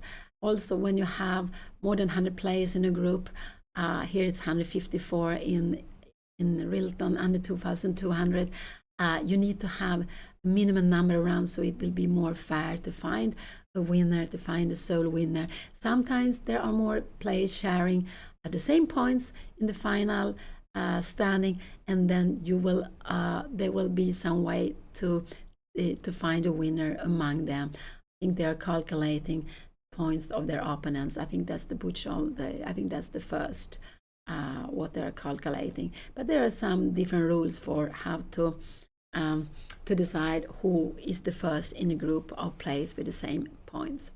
So they play 9 games, and 9 games also is traditional in chess tournament to have uneven number for tournaments. Have 9, 7, 11, 13 rounds. We were even playing Swedish Championship a long time back with 15 rounds, but it was not an open tournament. It was a closed tournament, round robin, 16 players, 15 rounds. It was quite tough. Now the Swedish Championship is actually down to 9 rounds with 10 players. But it was quite a nice to do also to play such a long time. I think last time when I played such a long time. G3 came here now. So this will be exciting. He wants to go f4. And now, can Anna go bishop h3? I'm just wondering. This could be a mistake because of g4. This is absolutely a mistake of g4. Can Anna now go f5? What will happen now here? E take f5 here, and we have knight take f5. Wow, no, this we don't want to play. We don't want to play this. What is going to happen here now?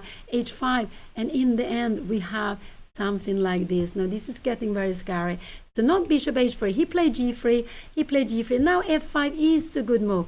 Is he going to go f4? No, I don't think so, because we take on f4. If we take here, we have a check. Where is this poor king going? So f5 is a good move. Will he take on f4 here? Now, maybe. And now go h4. Yeah, he could do that. But now we would absolutely take here. If you take here, I think we would just keep on walking here. Knight d5. Are we going to go e4? We can even e4. You can take it, but we could even take and go e4. We can go some bishop e6, bishop d7 also, planning a knight e7.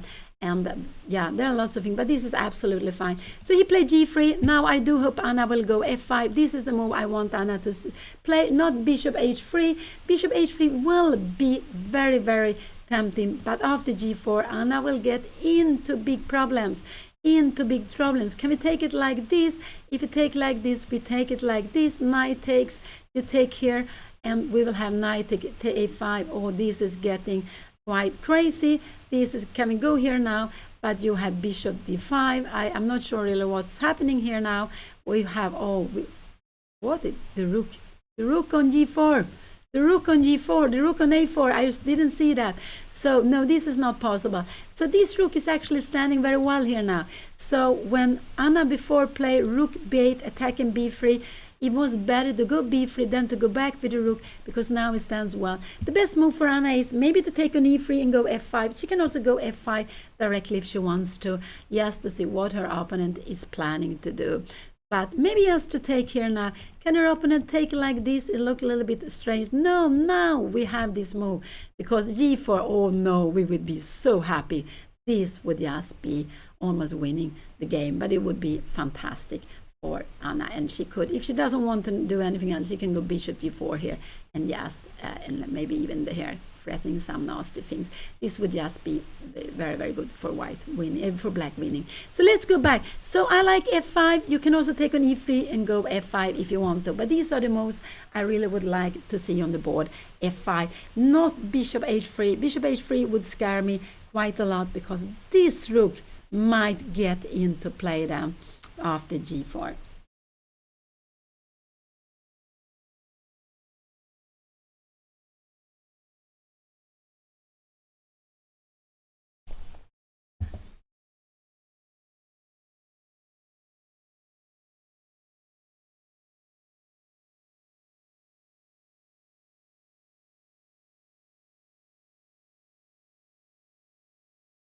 So exciting. Her opponent, yeah, he played for a little more time than Anna.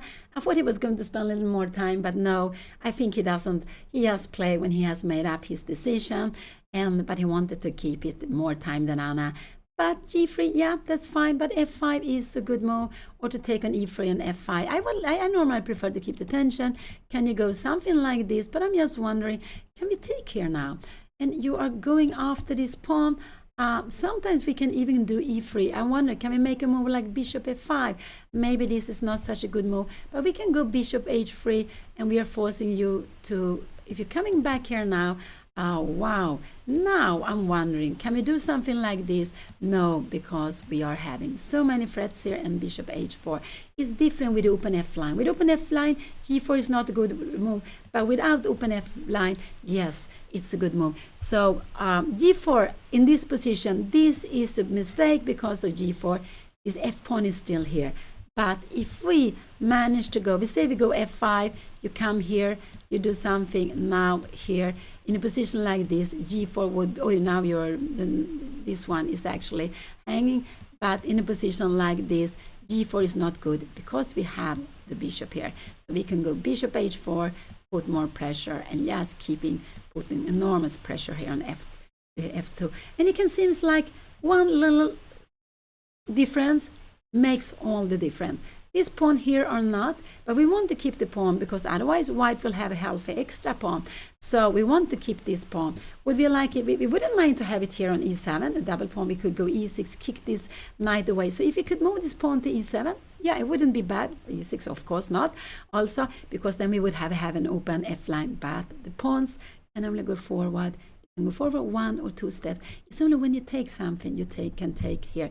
So if Anna would go bishop e6, her opponent take with the bishop, yes, she takes back and she gets this open line. So now I do hope Anna will go f5. f5 is just a very, very nice move to be played here now. And I do hope she will continue with her plan. And the only move I really don't want to see is bishop h3. Bishop h3 would scare me here now when the knight is on e3. Before it was possible, but now it's not a good move to be played.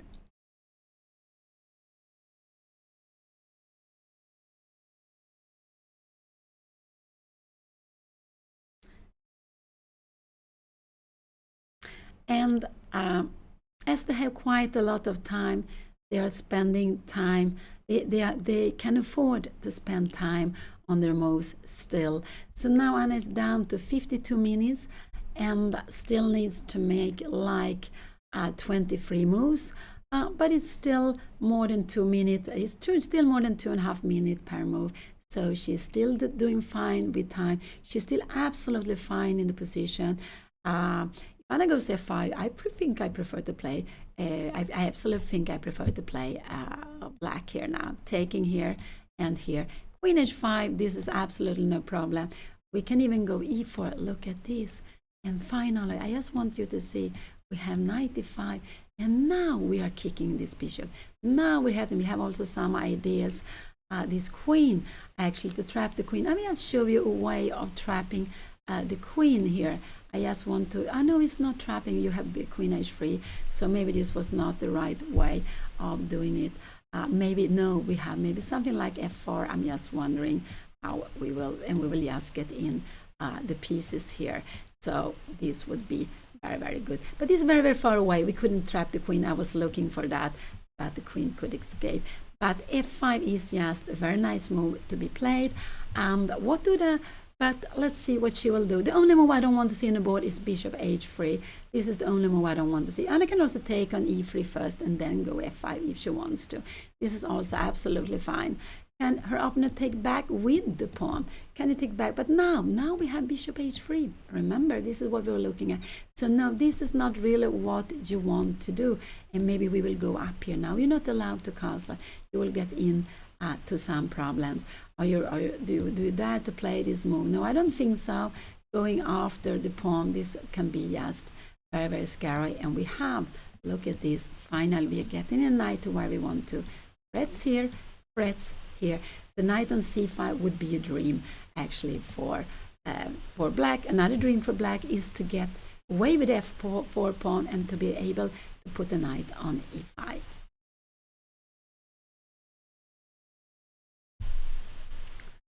So Anna takes some time. I'm not worried about the time, not yet. Just very exciting, but it's so important to keep on playing well, to find good moves.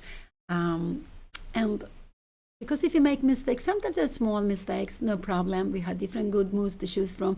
Maybe choose for something which is Okay, it's not losing. Maybe it's, instead of having advantage, it's equal, or maybe we get a little worse. It's fine, but but if we get much worse, yeah, then of course we need to suffer a lot with it. And we can see our opponent has played according to the plan. He doesn't want to go. He wants to go h4. He wants to kick the bishop, and but before doing that, he put the knight on e3. So it was according to his plan. But I'm just so curious, what is he going to do after a move like this? Because he hasn't castled. Could it be that he's going to castle? But can we then push here? I'm just wondering here. Do we dare to make it already all the way? But maybe this is not a good way because it's so well defended. It will take us a long time. We will not be able to make a mate here. So we should just, in a position like this, maybe keep it, maybe to keep some pressure, coming here to come rook f7, maybe go bishop h6 also. Maybe this is not the right way actually. Maybe to go something like bishop h6 or maybe queen d7. Bringing the queen close here and then starting some threads. This could absolutely be annoying. This is very far away, but I do hope Anna will go f5. This is absolutely what I do hope she will play. What more could she play? She could take on e3, f5. She can go bishop e6, but actually I think Anna wants to keep this bishop. She wants to keep the bishop, but bishop h3 I don't want to see because of g5, because of g4. Now I don't know really how. I think your opponent actually can just take like this, and here you're taking like this, knight take f5, and in a position like this Anna needs to go maybe d5 or maybe e4. But I'm just wondering, can we come here now? No, this would be a mistake because we have here, after a move like this, we will, maybe we can even take on g4, but we can go h5. This is what has happened here, g5, and now we have bishop g4. Wow. This is absolutely very good. So far away, so many tactical moves, but bishop h3, g4 scares me. Absolutely, it scares me. And then this rook will actually come into action here on the fourth line. This rook is actually well placed there.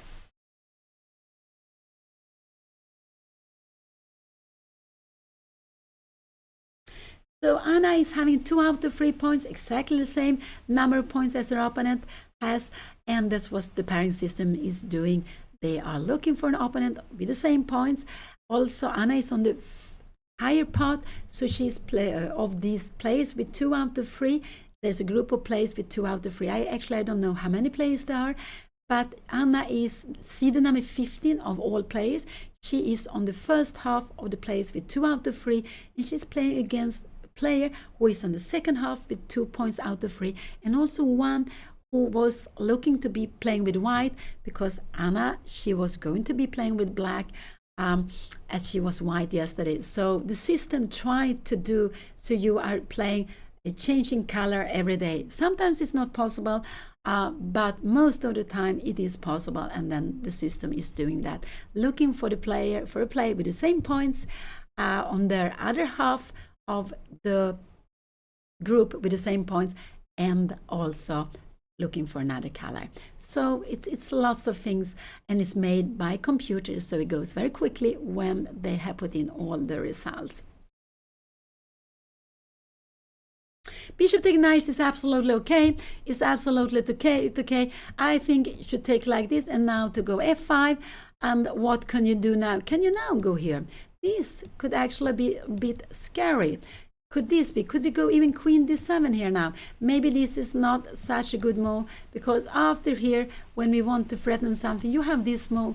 And when we go f3, everything is defended with bishop take f1. It's defended with bishop take f1. So no, we don't want it. We can also even defend it with knight e3. Everything is defended. So no, this will not be good, because but we can absolutely play take here. And I think these are the two moves Anna is considering: going f5 and then castling. And in a position like this here, maybe we should go bishop h3 here and try to bring. Maybe we should try to bring the other rook here to f7. Could it be like this? Could we do this here now? Maybe queen g5 first, but it's getting a little bit tricky here now, a little bit scary, I would say, for white here. But it's about equal. But f5 or taking on e3 and f5 are the moves I really would like Anna to play here. It looks like she is deciding what she will play. It looks like, but I prefer f5 directly. I like to keep the option open. I like to keep this bishop looking at the knight. There are two knights here standing, so I prefer to play f5 first. This is absolutely the first move I would like to see on the board. If I were taking an e3, not bishop h3, this could be a move to be played, but then we will see h4 coming. Anna takes. How can her opponent take? He should take maybe back like this. What can we do here? Now we can go something knight e7 and your queen here, but now we need to do something. Maybe we have to go bishop e6, but now we have h5 coming, so maybe in a position like this, do we need to go maybe bishop a6? But this is getting a little bit scary. h5, we can actually have time for bishop take e4, and after f3 here now, we are putting threats all the time. So this will actually be fine. This will actually be fine. If you're coming here, we have check here, and we have lots of check, and we will close the line. Let's go back. Let's go back. This position, Anna is thinking, she's spending time. What? She played f5. She played f5. So happy to see it. It might be that she played it some seconds before me. Sorry if I was not there, but now we have it on the board, f5, and that was the move I liked most.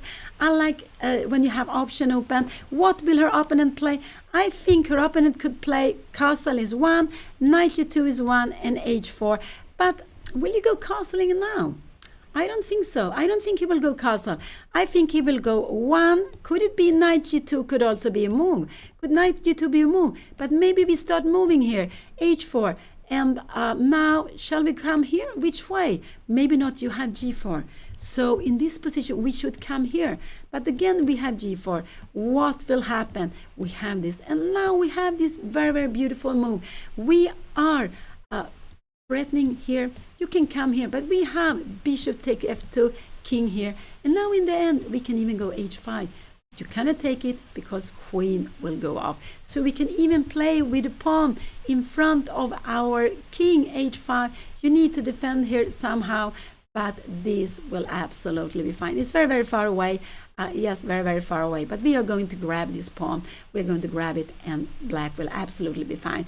So they're not going to be any mate. Let's go back. Let's go back. Maybe bishop g2 could be here now, but then we have h4.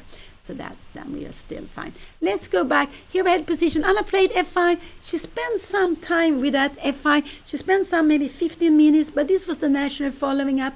She has prepared this move. If her opponent takes here, Anna will absolutely take back with the pawn. This is why she wanted to go g6 first. She will absolutely take back with the pawn. And her opponent, what did he do? He took an f5. I think he took an f5. Did he do that? He took an f5, and Anna takes immediately back. She took back with the pawn. We have it here very, very quickly.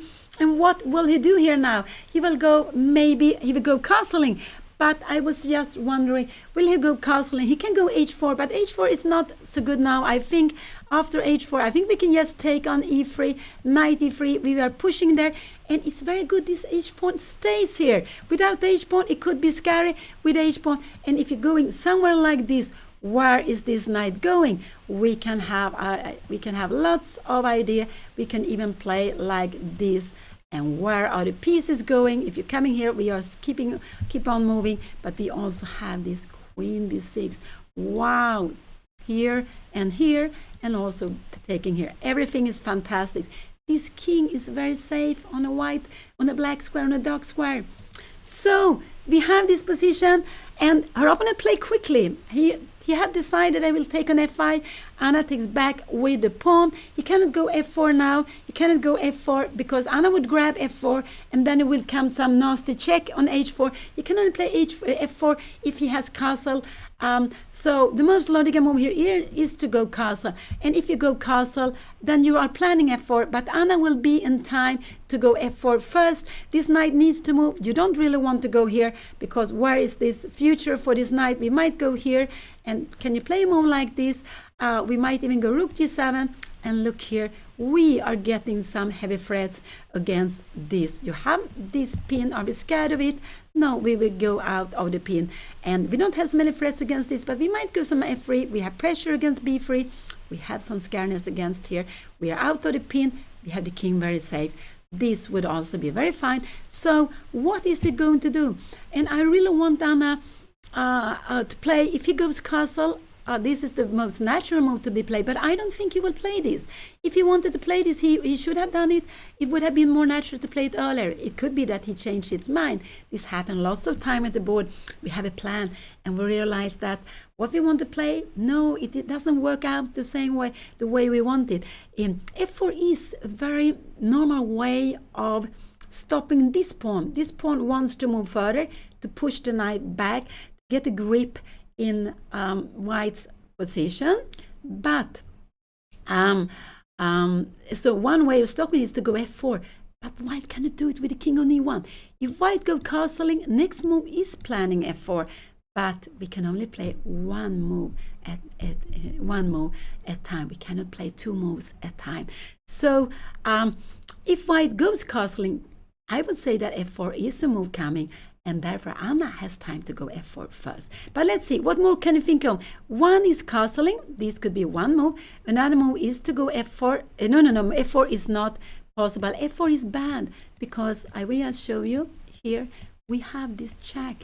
This is the problem with f4. This is why it's bad, because the king is here. If the king was on g1, this was absolutely fine. You could hide away the king on h1.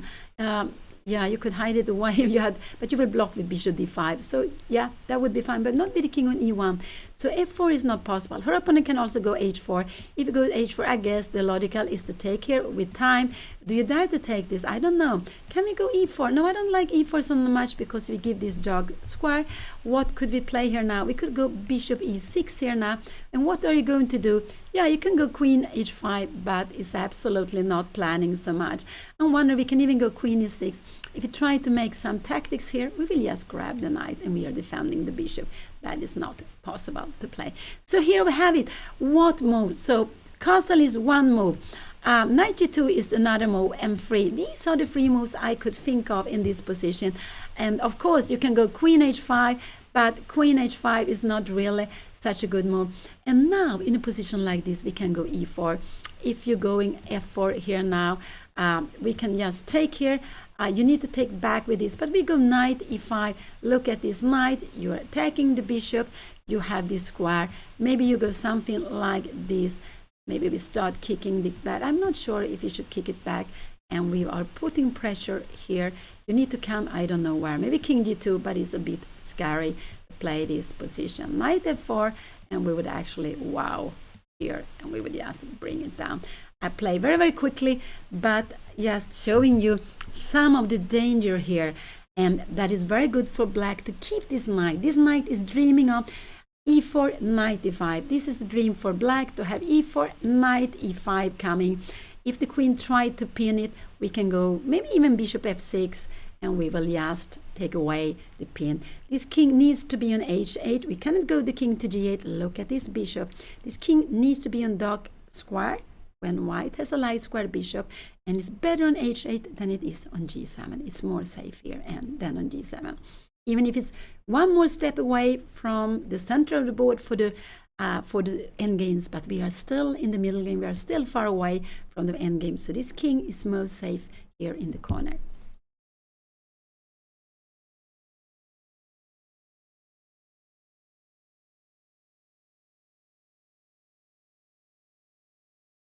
So the fourth round of RILTON Chess Festival under 2200 is going on.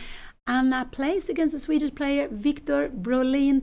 And we can see it. You can see it also on the green sign you have there. It's written their names, their titles, their flags, and you have a sign also for RILTON Cup. And they have it there, of course, so the players, when they're looking for their boards, they will much easier find where they are going to sit down and play their games. We see lots of other players. There are lots of games going on. They have been playing for 1 hour 44 minutes, close to 2 hours. The game can be going on for 3, 4, 5 hours. It can absolutely also finish quickly. It could be that the players agree or draw. It could also be that something happens. It will be made. Someone is winning quickly. Sometimes it happens.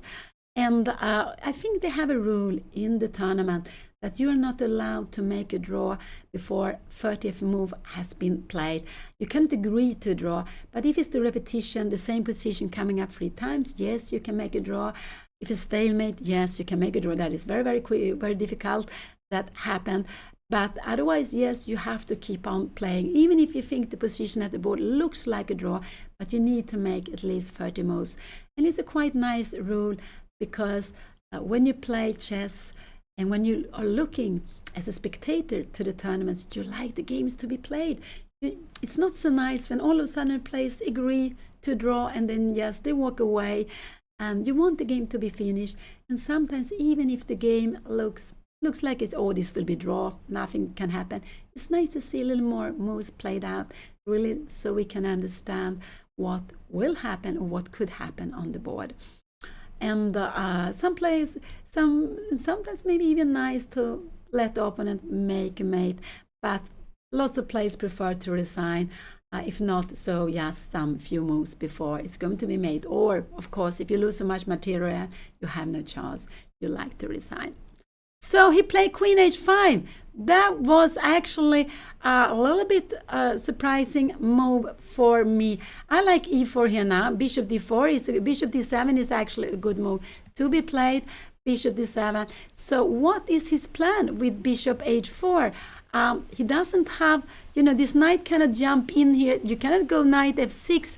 The bishop, yeah, you can go Bishop D3, but we will just kick you here now. And now you have rook take E4. Oh, this is getting scary. But in a position like this, we can go Bishop E8. We have to kick this away. And now maybe we can, now finally we can go Bishop E4. If you try something spectacular here now, we just go Queen D7 and we keep everything defended. But before, yeah, we had a bishop there. So, yeah, Queen H5, that was a bit surprising to me. A little bit like when Anna's opponent in the second round, he also played Queen H5. The position was completely different. There was a pawn on H4 actually. There was a knight, white knight on G5. Anna had a pawn on H6. And he played Queen H5. And not threatening mate, just putting the queen on Anna's side. And here we can see that again. F4, yeah, no, I don't like F4. F4, H4 might be coming. This is a little bit scary. So I do hope Anna will not play this after Bishop F6. Maybe we're opening up here. This gets a little bit scary here now. You can save everything, but I don't want Anna to go F4. So if Anna moves something, I like E4 could be a possibility. This is absolutely a fine move to be played, E4. I think E4 is the first move I would play here now. Maybe Bishop D7 could be better. Some of these going Knight D7, we are kicking here the bishop. And actually with Bishop D7, we are actually planning Bishop E8. Kicking away the queen. So Bishop D8 is actually a way of kicking away the queen. And maybe later we can go Bishop F7 or Bishop G6. It depends on what happened. So Bishop D7 is a natural move to be a little bit looking at the rook. But more than anything, we are going to play Bishop E8 and actually kick away this queen. So Queen H5 was played. So her opponent wants to go H4 next move. This is absolutely what her opponent wants to do. He made this move quite quickly. Yeah, he used some time. No, not so quickly actually. Now he spent 52 minutes. He has made 20 moves, and that's absolutely fine. He has about more than 2.5 minutes per move. Anna is down to 41 minutes, but she also has still just about 2.5 minutes per move, or maybe a little less, around that. And so yeah, so let's see, what will she play? Not F4. I wouldn't like F4 because, F4, we are opening up for this bishop. That a little bit scared me because you need to defend it with Queen B7. I prefer not to play this move. It just scares me. So no, I don't want to play that move. Not F4.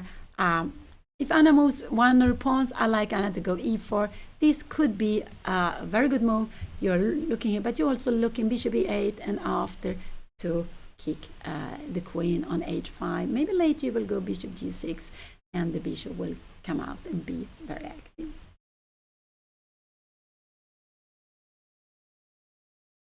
Such an exciting position, very, very exciting. And normally when you play Sveshnikov Chelyabinsk, it becomes exciting. And we can see that Anna's opponent is not castling. He has some idea of going H4. He wants to go H4, take on G5 and play queen take H7 mate. That's his plan. He wants to go here, take here, and then queen H7 mate. This is his plan.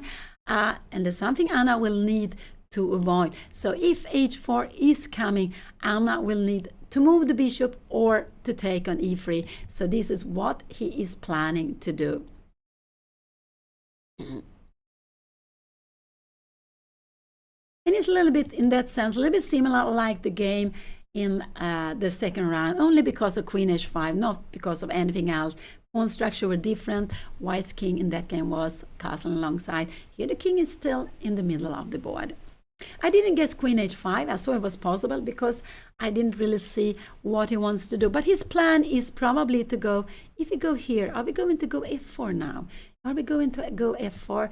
And if you, can you take it like this? No, we have knight e5. With knight e5 now, we have this threat here. But we go knight e5, we defend the threat, we get activity against here, and look at this. Very, very close. So you go something along castle, and also the rook is hanging. So you need to go down, I don't know, maybe here. But now maybe we can just take on c4, maybe take on f4. I think we just can do lots of things. Maybe even just take like this. Can we go queen b6? No, you had knight d5. Maybe we just take here, take, and we just grab here now. If we've taken a5, it's so open here. This is absolutely fine to be played. If you're going here, I guess we will just pin you. Actually, this would be the end of the game. Oh wow, let's go back. So very far away. So the moves I like is bishop d7. I like, but I like e4 also very much. These are the moves. Maybe bishop e6 could also be played, but I like more the bishop in here. Here the bishop is a little bit out on the way. Maybe we can go f4 now. Maybe we have time for going f4. I'm not sure what's going to happen. And this is this check a good move. You have king d2, and all of a sudden with the king here, this is fine. Oh wow, this is very difficult to understand. The rook is coming in on the open G line. So her opponent is planning f4. If you go e4 and you go f4, we will absolutely take this. We will absolutely take this. And how is this position? Can we go castling here now? I'm not sure. We have knight d5, defending f3, putting pressure here. No, I don't think so. This will be very good. So this is the plan for white to go f4. This is plan, and after to hide away the king on d2. Wow, not easy to understand. So this is why I like this move. Bishop d7, f4 here now. Take. Now we have the check. Check here now. King d2. This is absolutely, so this is not possible because we have queen take h4, and we are just absolutely fine. We are absolutely fine here. We get 2 pieces for the rook, and this is winning for white. So yeah, I would say I like e4 more, because after bishop d7, f4, we need to go, wow, here, knight d5. This is impossible to see that if we can take here, we take on a4. You have something like this. We have rook b1, knight d1, and in then we are taking this. Wow, so difficult. And after a threat like this, we can even go queen 8, and we are picking up the pawn. So very far away. Anna is down to 36 minutes. She's down to 36 minutes. I'm not worried about the time, not at all. I just hope she will not go f4. I hope she will go e4. This is a move I really hope she will do. I think other moves will be too difficult. So e4 is the move I do hope she will play. e4, if you go knight f4, you have some threats here. Maybe we can take it, but I like knight e5. I like this. We have some threats here. We have threats here now. What are you going to do? Do you dare to go castling? Now we can even go rook f6. Wow, because we have this idea. This rook f6, and after rook f6, I just want to show you what we are planning. We are planning a check here now, and we are planning rook h6. You have queen f7, but then we are going to have some very good threats here now. This is just very good. We're keeping control of everything. Let's go back.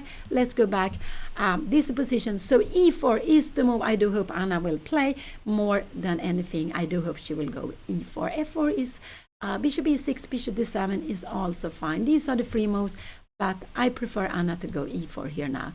And with e4, you are planning knight e5, getting in with a knight to e5, finally getting this beautiful square. And we put in the pawn on e4, you are building a wall against this bishop. You are building a wall against this bishop. This bishop have threats here, but there's no danger with the queen here.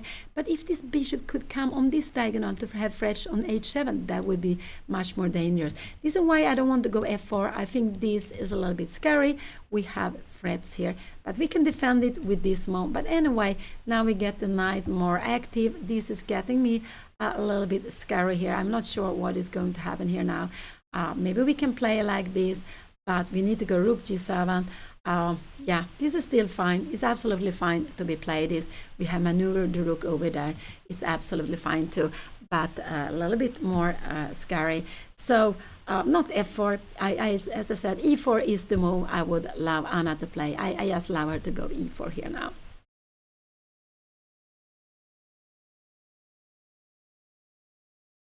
And Anna is thinking of her move number 20, and this is the 4th round in the RILTON Chess Festival. Anna is playing RILTON under 2200 ELO rating, and she is having 2 out of 3, exactly the same points as her opponent. We can see both of them sitting there at the board. Both of them has won 2 games and lost 1 game. Anna won in the 1st round like her opponent. Anna lost in the 2nd round, also like her opponent today, and she won yesterday a nice game where she kept control, I would say, both on the board but also with the time. She was using less time than her opponent. She was ahead of time and she had time for the critical moments. Here, her opponent is putting some pressure. He's putting some pieces, queen close to the king. That's a little bit annoying, but the queen alone cannot do anything. And just now, this queen is alone. There are no other piece. White would allow to play this move, but you're not allowed to move the pawns to the side. Only when you take to the side.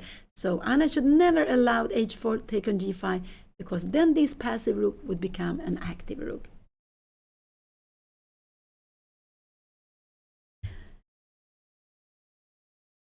So such an exciting position. They're playing with classical time control. So you can see they're spending quite a lot of time, but it's also nice when you have it. When you don't play a classical game, maybe it's not easy to understand that you need quite a lot of time to find good moves, to find good plans, and the time is just rushing away. You don't realize how many hours you are playing. Just goes away so quickly when you sit at the board.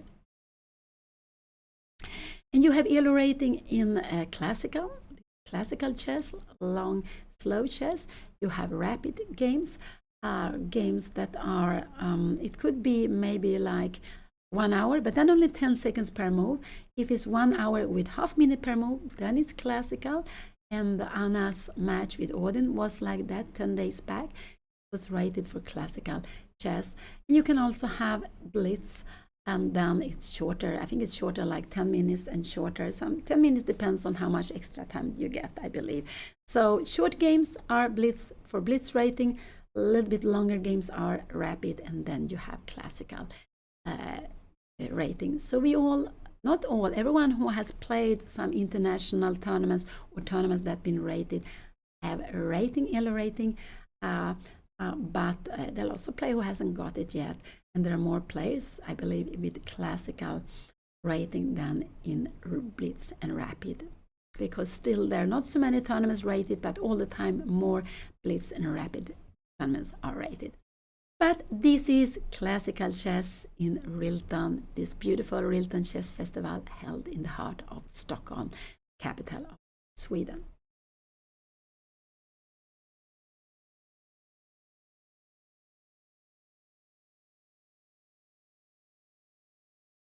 Oh, so exciting.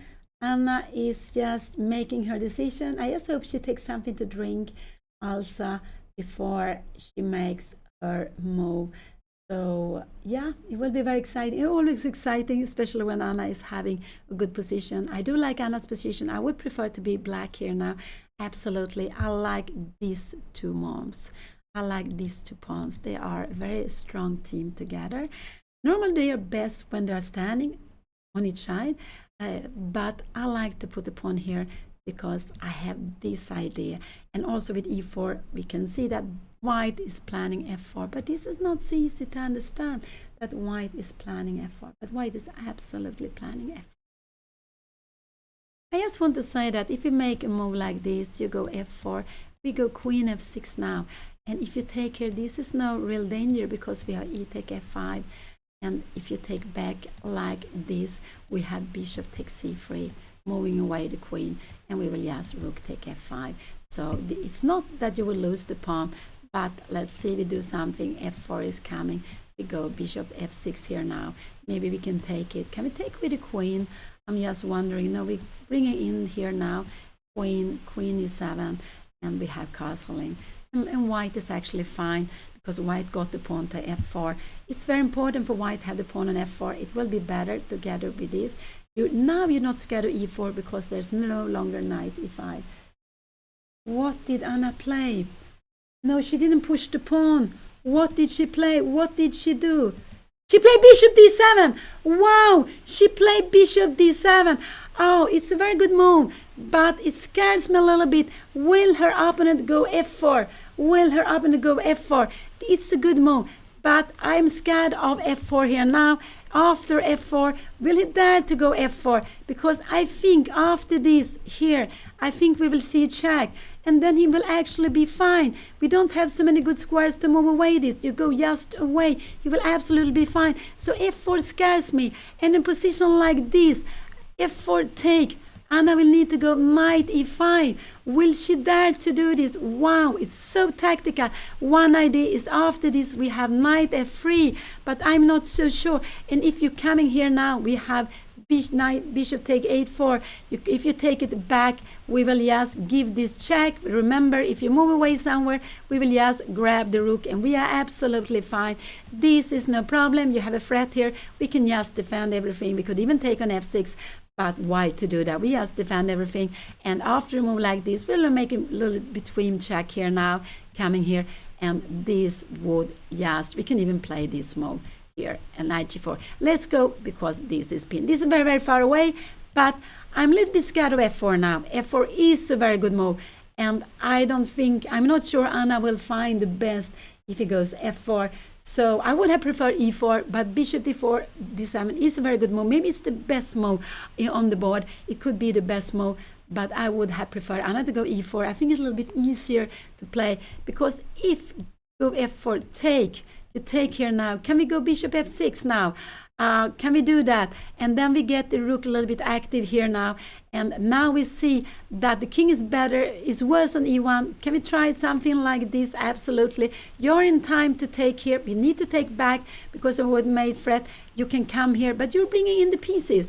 Bishop c6, rook g2, and what is that? No, not rook g2. I will grab it. I'm going too quickly. So what will he play? You know, he has been playing quite quickly. I'm scared of f4. I must say I'm scared of f4 here now. I'm really scared of f4 because I think Anna will take and go bishop h4. And but f4 is not an easy move to be played. It's actually a good move to be played. But what will Anna play after f4? Can she go bishop f6 here now? She could do that. Can we go castling here now? I'm just wondering. Then we can kick your bishop e8, bring you back somewhere, and maybe can we go even knight e7, take here? No, we have this in between move. So it's very, very exciting. I am to see what her opponent will play here. I think he's on his way to play. Also, he was spending some time before knight e3, g3, when Anna played his g6, but I think actually he's going to play quite soon now. So bishop d7 is a good move. You are planning bishop e8. We are looking at the rook on a4. So Anna is actually, she's not planning knight a7, but she is actually planning maybe, let's see, maybe she planned to take on e3, or she's planning maybe e4, knight e5 also. It's a good move, but she's planning more than anything this move. But if you go h4, we don't have time for this because we will grab it with the queen. This is why if you go h4, and if you go f4, it's the same. We don't have time, we will grab it with the queen, and we will grab it like this. Of course, we lose a piece. So f4 is the move that scares me. I'm not scared of h4, because after h4, we can take here, we can come here, and now we go knight e7, and you need to move away the rook here somewhere. Maybe we will go, I wonder if you can even go bishop c6, castling, and can we go d5? No, maybe we have rook d1. This will absolutely be fine, but we could start with something slower. Maybe we start with queen c7, and now you need to bring something here now, and then maybe we go f4. I'm just wondering what is going to happen. There are some heavy threats here now. Actually, what is happening to this opponent c3. So let's go back. This is the position. It's very exciting, and this is a very exciting opening. Lots of piece play, lots of activity for white. He played h4. This was not the move I was scared of. I am quite sure. Now, if white was to move, white would play this and win. One with white plans to take here and mate on h7. This is the plan, remember. But I do believe Anna will take on e3, and then she will be doing very well. So this was not the best move. He played it quite quickly. But I think Anna, and I hope Anna will take on e3. She's not there at the board. She went up to get maybe something to drink, to go to the bathroom, or yes, maybe to stretch yourself. I remember one grandmaster telling that this is important things to do if you're sitting very long time at the board. Also, don't forget to stretch yourself, to wake up your body, because to get more energy like that, and maybe also to be careful with your body. So I think that h4 was a bit of a mistake, and this would be a stronger move if this knight was not here. But now Anna has time for this. Do we have time for this? No, I think this is not a good move. We can even go knight d4. Wow, we can even go knight d4. And what is the idea? Yes, we kick in b3, we kick in the bishop here. If you go here, yes, we have a fantastic fork. Look at this, we taking the rook. Look at this. And so Anna needs to take on e3. Okay, she can go bishop f6, but taking on e3 is such a natural move, because you are winning time also. You are winning time. And here we see that white's king is not so good here. White's king is not so good, but white wanted to wait with the king in the middle in case Anna let him take on g5, but she's absolutely not allowed to let him take on e5. If Anna make anything like this, this will come. It will be the end of the game. There will be queen take a. We have one little check, nothing more, and then this will be the end of the game. Of course, you have a piece up, but not only a piece up. You have also you have a piece up. Yeah, we can keep the mate. But we are a piece down. There's absolutely no f4 is coming. There's no way to stop the mate in a good way, and also piece down. So, of course, Anna needs to do something with her bishop. That's the only thing she can do. This is, of course, not possible because we take, and we have this threat. So, Anna needs to take away. She needs to move her bishop. Only move she can do. Otherwise, white will be winning. So, she has two and three moves to choose from, nothing else. This she has to play. One of these three moves she needs to play. Anna is on her way back. She is on her way back now here. She was hoping her opponent would spend some time. Some players also, when your opponent's going up, they are getting a little more encouraged to play the move. Maybe it's a way of waking them up. So a little bit of saying that if your opponent is fall into a long thought, sometimes it's good to stay at the board just to see if your opponent will keep on using lots of time. And when you stand up, the opponent wakes up and decides to make the move. So Anna is back here. I just hope she doesn't play too quickly. h4 was played because you come back, you need a little bit to feel the position. And actually this is one of the moments where you can go wrong. It's when you have been up there. Here we see Anna's opponents from yesterday, her opponent from yesterday, and when Anna was white playing, it was a Dutch setup. He was standing there behind, so we can see that he liked to walk up between the moves. And I'm just happy if Anna takes a bit of time so you feel the position. Don't play too quickly. Anna has only 3 moves to do. She needs to move the bishop, take on e3. This is absolutely what I do hope she will do, and I expect her to do that. I don't expect Anna to play something else than to take the bishop, to take on e3 here now. But it's always very exciting. She's not allowed not to move the bishop, then she would lose the game. So she really needs to move the bishop. That is absolutely the only thing she can do here now, to move this bishop. She can come here and here, but the best is to just grab this knight. You take away one or knight, and here we say it on the board. I was happy that Anna spent some time before making the move. This is a good move now. And after knight here now, if knight takes, she can actually go even. Can you go knight to take d4? No, you can't do it, because now we take... if you take here now like this, and you take here, we have knight d1. So in a position like this, maybe we can go queen c7. We are getting some threats here now, but it's just, and the idea is after a check like this, we always have knight d1, and white will be better. The two pieces will be stronger. So Anna took with the bishop. Her opponent has taken back. He took back with the knight. He keeps the pawns together. Now knight d4 is not a good move. But this is actually a good move to be played here now. Knight e7 is a good move to be played. And after this, Anna can go bishop c6. I'm just wondering, after this, we have to be careful. Could Anna go f4 here now? This could be a little bit scary. We don't have this move because we have e4. We have a double threat now. But you have knight g4 coming here.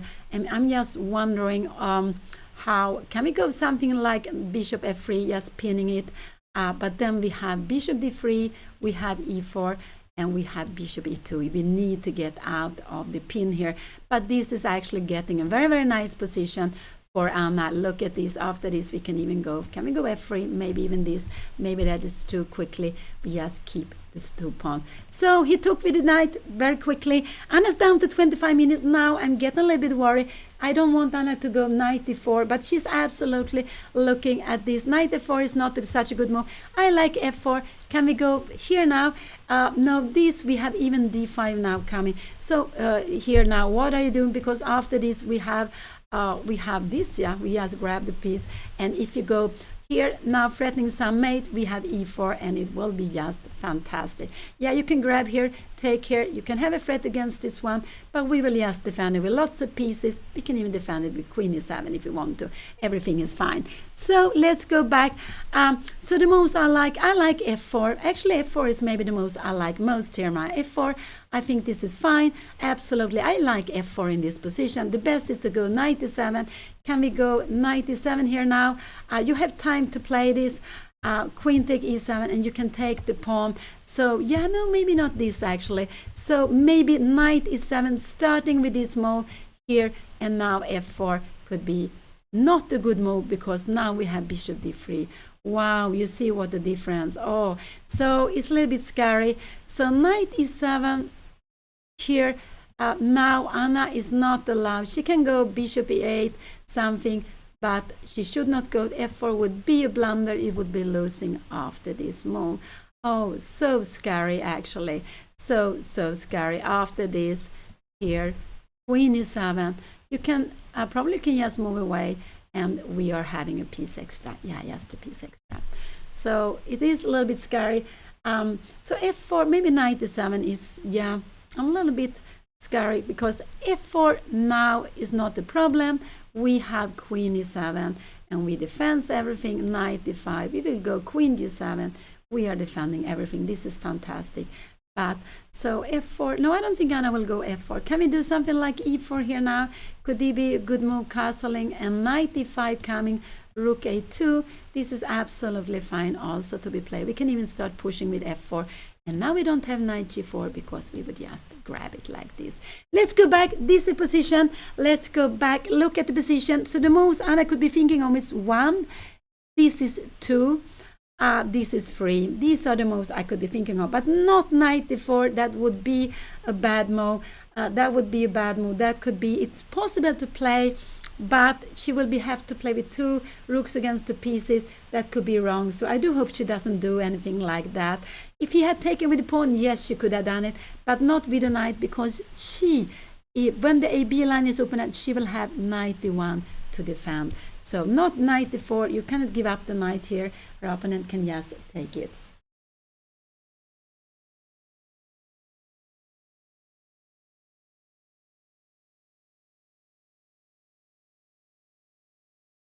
So they have made 21 moves. Her opponent has made 22 moves. He has more than double as much time. He has been playing quickly. He knows what he wants to do. Anna has a fantastic.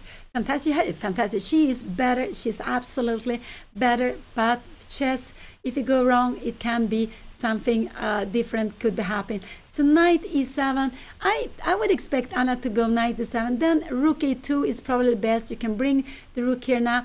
Anna can't really go knight e5 because we can just grab it here. And after a move like this, bishop e8, we are just in time. We can go queen h6. Wow, because we don't have time. Wow, we can try to do something like that, but we are having c4. Oh, wow. So we don't have time to take it because you're taking with check, and we will even have to change it. This would be losing the game, yes. So go back. So there's still lots of tactics. Anna needs to keep in control, lots of tactics with lots of pieces playing. And so it's not really, and going knight b4 would also not be good. We can just take it, rook take a4, take back, coming here now, and we can go, can we go bishop b5 here now? No, this is a bad move because of f4, but knight d1, and we can just open up here, and just we have rook took a4. So knight b4, oh, Anna is calculating all these things here, taking here, and rook b4 could be played after bishop d3. Her opponent will be better. I guess we will go bishop c2, and we defend this pawn. Can we start some d5 here now, castling? Can we try to go d4 here now?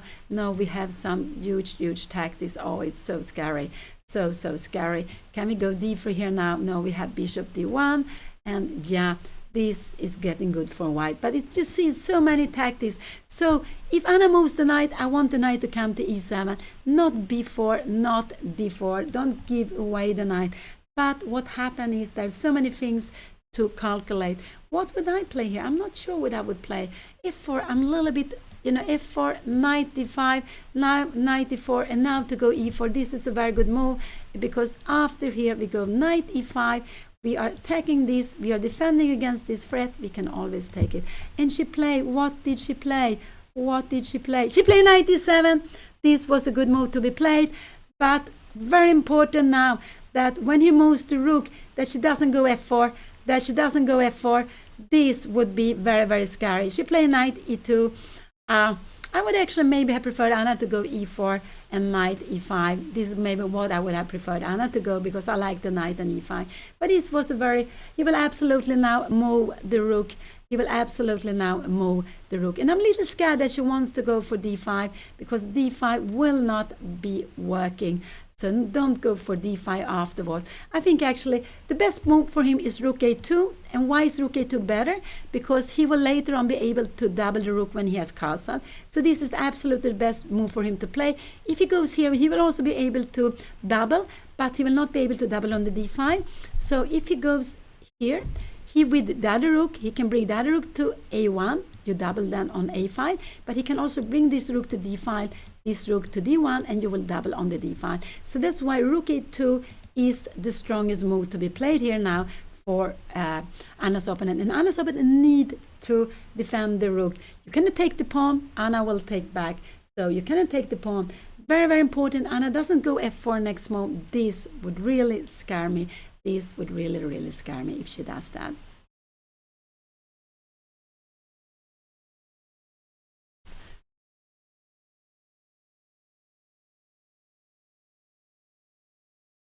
But she can, so exciting. I do think, and I do hope that her plan is after this is to go bishop c6, first, and after that to go maybe castling, and after that maybe she will go f4. It could be a possibility because now you cannot go, and if you take here, no, you don't want to take here. We take back with the rook, and look at this.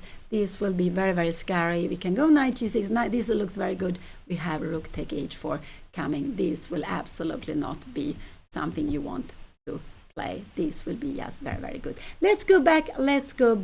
We put the position here now. So I think he will play quite quickly. Anna has, I didn't put the arrow, but she's threatening to take the rook. and you cannot allow this. Absolutely not. He played rook a3. This is not the strongest move. It's not the strongest move because the rook is worse on a3. It's absolutely worse, but he wants to defend b3 pawn. So now the best for Anna is to go bishop c6.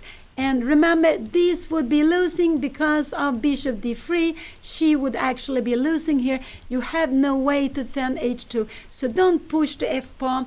That would be losing a piece. But this looks fantastic to me. And putting threats here now, and after castling, now we can go f4, because if you go bishop d3, we have e4. We are absolutely blocking. This bishop is making a good work. So I want to see Anna go bishop c6 here. This is the move I like most. She can also go something like queen c7, planning queen a5 if she wants to. That is also absolutely fine to be played here. She can play lots of these. Queen c7 is also a good move, because if you go castling, maybe can we go f5 here? Can you play it? No, you have bishop d3. Oh, you have bishop d3. So I do hope Anna will go bishop c6. Yes, not f4. f4 would scare me so much, but sometimes and her opponent is playing quite quickly. I'm not so happy he plays so quickly, because I would like Anna to get a little more time to think. Now she's down to 18 minutes. She needs to make 18 more moves. She has 1.5 minutes per move, not more than that, and it's still fine with the time. But her opponent is playing quickly, and he has not played the best. So Anna is having a very fine position, but she needs to play a good move. And remember, not f4. f4, Anna would be losing. But if you look at that, I want to go f4. How can I make it happen? I start with bishop c6.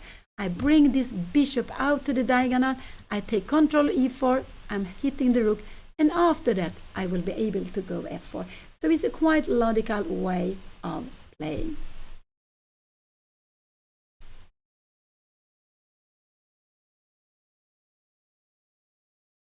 With rook a3, her opponent shows that he's planning castling and then bring this rook here and to pick up the pawn. But he wanted to put the rook on a3 to defend b3. But this rook is a little bit low. If Anna's queen comes to c5 and this pawn has been moved, yeah, there would be two pieces hanging. Okay, knight c2 would still save the game, but anyway, it's a little bit. So let's see what Anna will play. She's down to 70 minutes. I get a little worried about time, but it's very important here now. She cannot play f4. f4 would be just a big mistake. She would actually lose a piece if she goes f4, because he has this mate in one. And we have to be careful to open up for the bishop. If you put the pawns on e4, they are like a wall against the bishop. It's not such a good move to play here now.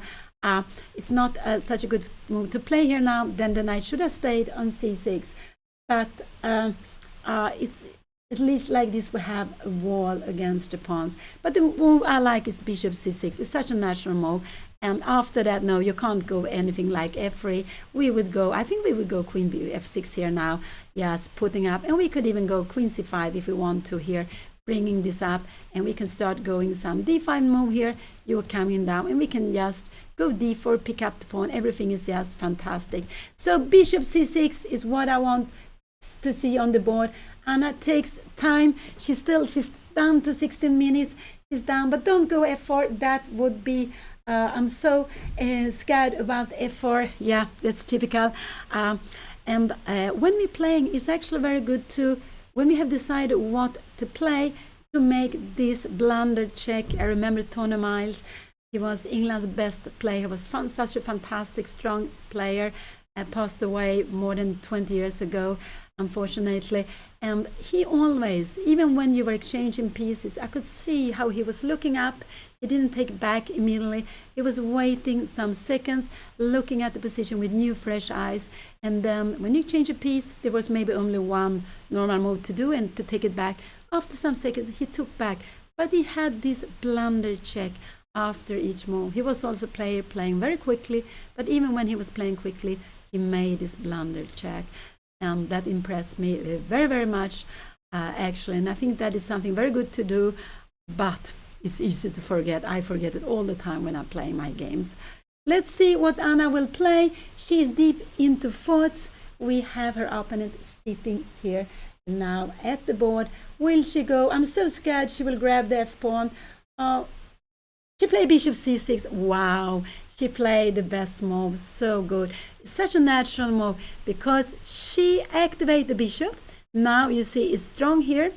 And she take a grip of d5, but she also do something else than taking a grip of d5. She is taking grip of e4. So now I expect her opponent to go castling. She can now play f4. You're not allowed to go knight d5. We will pick it up. If you try to make this mate now, it doesn't work any longer. We have e4 and we will win a piece.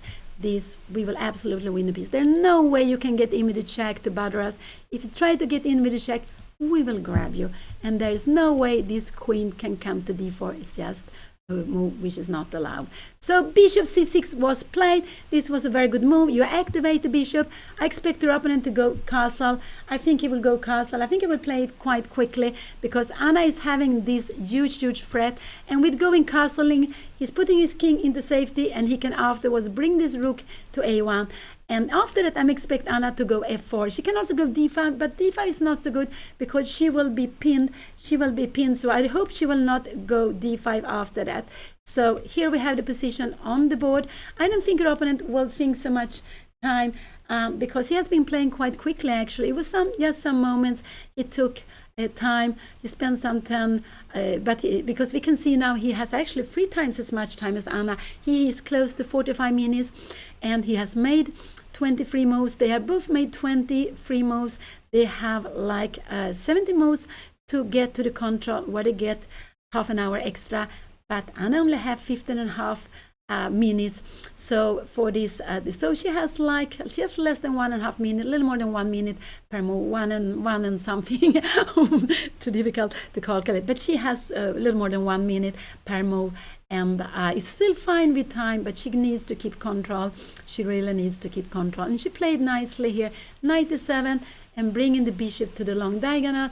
And now I hope she is planning f4. I think that's a good move to be played. If he goes this, I'm not so happy with this, because now we have the rook to d1, and we will have the rook landed on c1, and we see we have this pin here. No, I don't want to get into this. This would just be unnecessary to play. So let's see. I'm quite sure. Has he played? No, he's spending some time. He still wants to keep the rook maybe there on h line, but he cannot do that. Where is he going? If he goes here, look at this rook. Only way to get it in the board is to go f4 and then to bring it to a2. But if you go f4, we have some queen b6, some tricks here now. Anna has a grip here. No, the rook will be very passive. If you move the rook like this, maybe rook g1, then we go d5. Now we have d5. So if he doesn't castle, d5 will be coming because the rook is on a3. If he castle, I think f4 should be coming. So this is the position. We see it now with the beautiful colors from the digital board, from the online chessboard.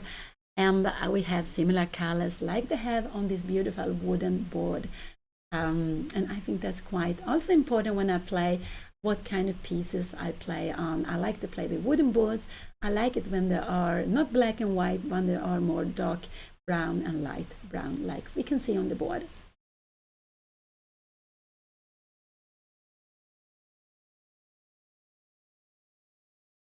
Yeah, maybe more like 125 for Anna. Thank you so much. Thank you. 125 for each move she has left, and she still has 70 moves left, like her opponent. He takes some time on this move. This a little bit surprised me, but yeah, maybe because he's forced to do. Has he played? No, he hasn't played.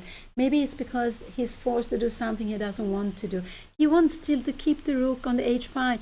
But his own pawn, this h pawn, is in the way. Without the h pawn, this rook would be active, and it would have been a mate here on h7 for some moves. But with the h pawn, there is no danger for Anna. So this white pawn on h4 is actually good for Anna, that it stands there. That's in the way for the white queen and the white rook. So there's no danger against Anna's king. And he played castle. This was absolutely the best move, the natural move to be played. Anna played f4 immediately. She played it so quickly. I can't believe it. She played it so quickly. And now we have the point. This move is not possible. We have e4 blocking, and this is why bishop c6 was so important. This is the only move we have. Anything else after bishop d3 would actually not be so good. Yeah, maybe we could do like something like this. No, we would lose a piece here now. Rook b2, you're going somewhere. Could we have some? Yeah, actually we would grab it. But knight c4, we would have something like this. No, maybe even this would be good, but why to play like this? No. So her opponent will not go bishop d3 because you see that now f4. I expect him to go knight g4 to go more active, to put the piece closer to Anna's king. If he goes something like this, this looks a little bit scary actually for him. Anna can actually do lots of different things. She also have a check here now. I'm just wondering, can we take here now? Can you take here and we go check here now? Yeah, you can, because we also have this coming here now like this, and we can go. Can we bring rook to f2 here now? But now we have this in between move.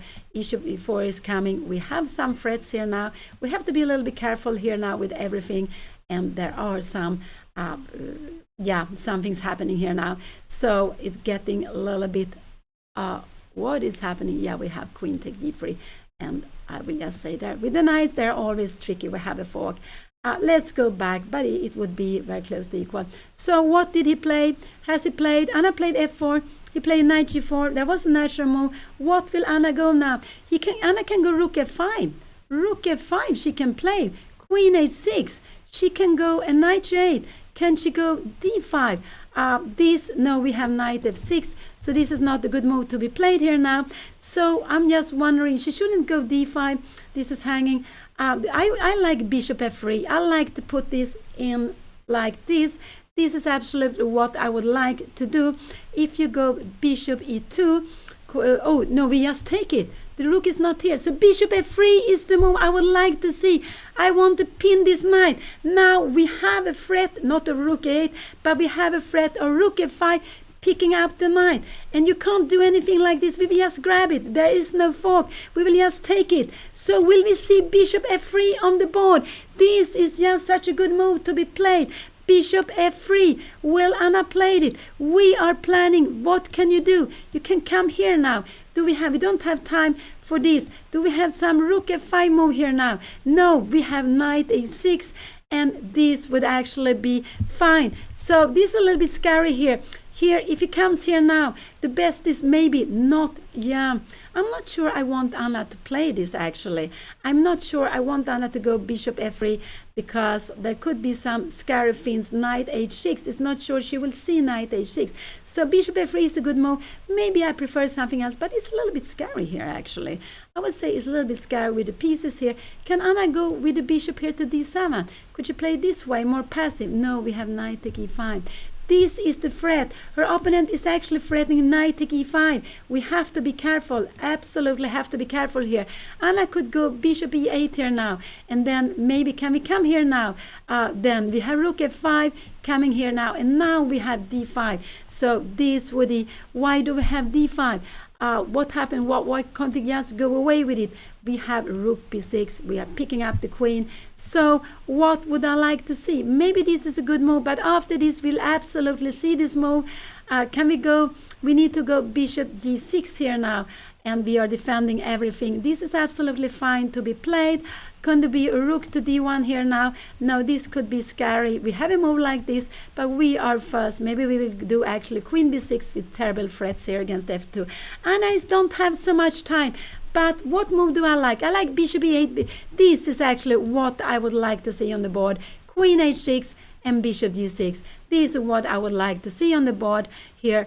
I think this because after a move like this, we even have knight f5 coming and we would win. So I like this move. Bishop e8, bishop g6, because there is the terrible threat of taking on e5 here now. It could be that Anna will play this. We have this move, but now I'm getting a little bit scared here now. Here maybe we have some knight f6 coming here now. No, we have knight g6, but maybe here you can go rook take a5. I'm just wondering what is happening. We are coming here. We are still very, very good, but a little bit scary. Could it be scary here, or it will be scary? It will be scary for Absolutely, we have time for this. Rook a7, we will have time for this. King f1, and I guess we have lots of different moves to do, but it's just getting very good for white, for black. Let's go back. But rook f5 could be coming, but then it's only one move. No, I do hope Anna go bishop e3. I don't want to see this move. I think she's calculating this, but we have this incredible move. And after here, her opponent will absolutely be fine. We need to go check here. You will absolutely be fine in a position like this. We need, after rook f5, we have knight e6 here coming. You will absolutely be better. So don't go, I don't want, yeah, I'm a little bit worried about this. Bishop e8 is fine, but bishop f3, yes. So what will she play? I think Anna will go bishop f3. This is absolutely what I think she will do. I think we'll see this on the board here, and this is what I think we'll see on the board. But there is this tremendous move. Will Anna have time to see this? Will she find this or not? Or will her opponent see this? But this could be actually happening on the board. But what I like more than anything, I like this move. If you're coming here now, yeah, they will be losing. Here is possible. There is no mate on g8. The knight can take it. Very, very important. And if you're coming here now, we don't have rookage here, but we just go, can we go bishop g6? Maybe this is also possible. We can also go d5, and we're planning rook b6. So what will Anna play? It's so exciting. It's so exciting, and exciting because you're getting down to a little time. She has now, she has like 1 minute per move, 1 minute per move, no, a little more than 1 minute per move. She has 11 minutes plus what she gets for the time. They have like 14-7, so she has 70 minutes to make 15 moves, little more than 1 minute per move. So it's getting exciting. Yeah, bishop f3 is fine, but we have to be careful. This is a threat now to be coming. It would be winning. Can Anna go knight g6? I think knight g6 is also possible to be played. It could be, but then maybe you have queen g5, and you're getting fine here now. You are getting fine, but I just wonder, can we go bishop f3 here now? Maybe we can do it. We can play like this here. Where are your knight going? You have knight h6. Wow, you have knight h6, and you are absolutely fine. So we will actually, in a position like this, maybe we need to take it this way, like this, and now you need to go knight h2. And how is this? I'm not sure what is going to happen here now. What is this? Because after this, we would actually have this beautiful, beautiful mate. Let's see. Go back. I will just show it. It is, it's not mate. You will have to go here, but then we have this mate like this coming out, and finally it's a mate here.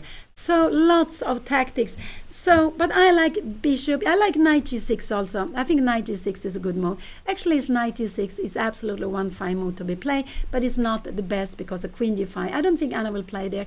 Maybe rook f5, maybe bishop f3, but she has so many things to calculate, and that is so this is one critical moment, and Anna will probably spend some 4 or 5 minutes at least here now, because there's so many things to calculate, so many things to choose from. What is the best? I think she will go bishop f3. I think she will go bishop f3, but I would like her to play it quicker now, bishop f3. I would absolutely like her to play it quicker. And after bishop f3, can her opponent go here? No, this is not a good move, because we even have rook take f6. We are kicking away it. And what are you going to do if you're coming here now? Yeah, we will just take this, and we would just win a piece. So it's like, if Anna go bishop f3, this is the obvious move, but will her opponent see that he has this tremendous, tremendous, beautiful way of playing? And Anna is calculating. She's absolutely calculating this now. So it's so exciting. And this is RILTON Chess Festival. Anna is playing the 4th round, and she's having 2 out of 3. She has played 3 games. Her opponent has also 2 out of 3.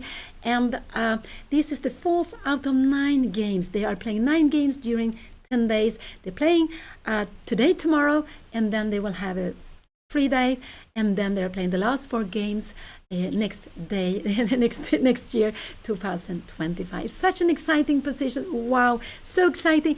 But you see, chess is so difficult, so many ways to go wrong. Even if Anna finds the best moves, the best ways, she can still go wrong. It's so difficult. So I prefer Anna to go bishop e8, bishop g6. This is what I would like to see on the board. This here, but now not g6, because we have h5 and we lose a piece. but I like this one because after h5 we have knight f5 winning a queen. So this is what I would like Anna to do. This is what I hope she goes, kicking the queen and coming here. And now this was not possible. We have this move here, and now we could go d5. We can do lots of 6. We can even go here. We are threatening a rook h5. This would absolutely be winning the game. Let's go back. She's spending time, but I hope for bishop e8, bishop g6 is what I would like Anna to play at the board. I think that would be the easiest way for her to continue. And we see how fully focused Anna is. You can see how fully focused her opponent also is. Victor Brolin from Sweden. He's rated 1858. Anna is rated 2043.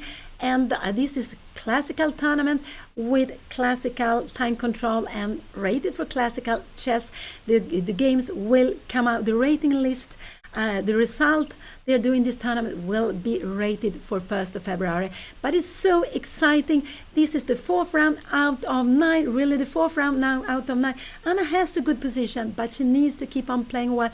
There is a big threat to take this pawn. I forgot to put the arrow. It's a big threat to take this pawn. She needs to defend it. She can defend it like this, because if you take here, yes, we will grab the queen. Wow, we will grab the queen. That will be absolutely very good. But I would prefer, and I think Anna will go bishop f3, but I prefer this because, again, you don't have time for this. We will grab the queen. So this is the move I would love Anna to play here, and bishop g6, and we will just keep the grip here. We will absolutely keep the grip in this position. Now we are planning rook f5, rook h5. We're planning knight f5. Only way to keep it away, maybe to go something like this. What did she play? She played bishop f3, and this is what scares me, because will he go queen g5 now? Will he do that? Oh, it scares me. Anna has 6 minutes on the clock. It's the best move, but he has this tremendous move, and now Anna needs to make move like this just to take it. Will this and go d5. This is a good move of playing. If you go something like this, we can go rook f5. This is not possible. And if you try to do anything like this, we can take here on g3. You can never take back. We have a very good nasty check. You need to take back with the queen, and then we will just pin it. So I do hope that after, if he goes queen e5, that Anna takes not rook f5, not rook f5, but that she takes on g4. This would be a beautiful, beautiful position to be playing. Her opponent needs to move away. We can even move this pawn to e4. Maybe it's not the best. Probably the best is to go queen d6. Look at this. What is happening? Can we take here now? No, we take here. Remember, this is a piece which is out nowhere. If you take back, we give check, threatening king, and take it up here, and also the rook. So let's go back. We have to have the position on the board. Anna is planning rook f5, winning the knight. It's a pin. This knight cannot move anywhere. You move anywhere, we will grab the queen. Not possible. So you need to go out. There is only one move her opponent can do. Her opponent can also go bishop d3, but I think after that we can go e4. And if you take here, yeah, we will just take here. You can go knight e5, but we don't care about knight e5. We just go. We can go here. We can go queen e8. Lots of different things we can do. We have a piece more. With a piece more, we want to change pieces. So bishop f3, but queen g5. Will he find queen g5? And if he goes queen d5, Anna needs to take on g4. This is absolutely the best, and it scares me. I do hope he's spending some time. I do hope he doesn't go queen d5, because I'm so scared Anna will play rook f5, that she will play it too quickly. But she is absolutely analyzing. Will she see that this knight h6 after queen g5, she can't go d5. This would also be losing on spot. This would be losing on spot. She cannot go here, because here we would have a mate. So you're not allowed to touch the d pawn. You have to be careful with it, really to be careful with it. And now, will he find the only move he can play to get? He can go bishop e6 here, but after bishop e6, I think we just can we take this, go rook f6 here? Yeah, we can play like this. We're kicking the bishop where it's going to go. If you're coming here, yeah, we will just grab it. You can't do it. And if you make a move like this to have some forks, we will just grab the queen, so it's not possible. Rook e6, so I don't know, bishop e6, we have this. The only thing you can do is actually, and if you take here, we just take the queen. So bishop e6 is not the move. The only move you can play is queen d5, and you have a big trick. The trick is that rook f5, knight a6, and it's about equal. White will maybe be tiny better because it's a huge fork coming here. So no, Anna cannot play this. So I don't want him to go queen g5, but I think he will do that. That is just such a tricky move. And you remember, when you are playing, we always have to try to make it the most difficult for our opponent. We have to make it more difficult for our opponent. And this is queen d5 would set up a huge trap. Will Anna see it, or will she fall for it? I don't know. I do not know. But with lots of time, I don't think she would fall for it. And I don't think she will do that. But let's see, what will he do? So Anna is just threatening him. Rook f5, picking up the knight. He cannot make any, so he needs to stop rook f5, and he can do it with this beautiful queen g5 move. This is what he can do, Anna. So there is a huge threat of going rook f5, and when the queen moves, let's do something here. We go rook f5, threatening queen, you have to move, and we just pick up here. Yeah, you can take this, but we will just be winning here now. We can do lots of different things. There is absolutely no problem. We have a piece up. We're just very happy. So go back. Let's go back to the position. So this is the huge threat, rook f5. But with the queen on g5, this is not a threat, because there are some. And what is the difference? The difference is, in this position, after rook f5, you have knight here. We can take here with the bishop. We can take the queen with the bishop. This is the big difference. This is the big difference. So I'm so scared that queen g5, Anna will play rook f5. I do hope she will see it, and you can see how cruel chess can be. Anna play many nice moves here, but if she goes wrong, she might have to play uphills. It might be white will be better if he plays queen g5 and Anna play rook f5. This Anna played her 26 moves, so there's still 14 moves to reach the control. Still 14 moves to reach the control. And if they reach the control at 40th move, play 40 moves, they will get half an hour extra. And all the time they're getting this half minute extra per move.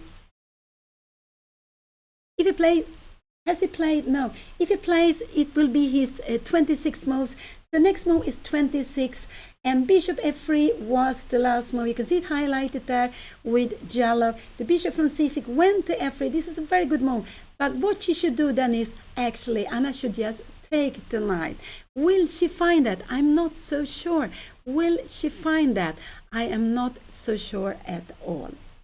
I'm so scared that she will go for rook f5.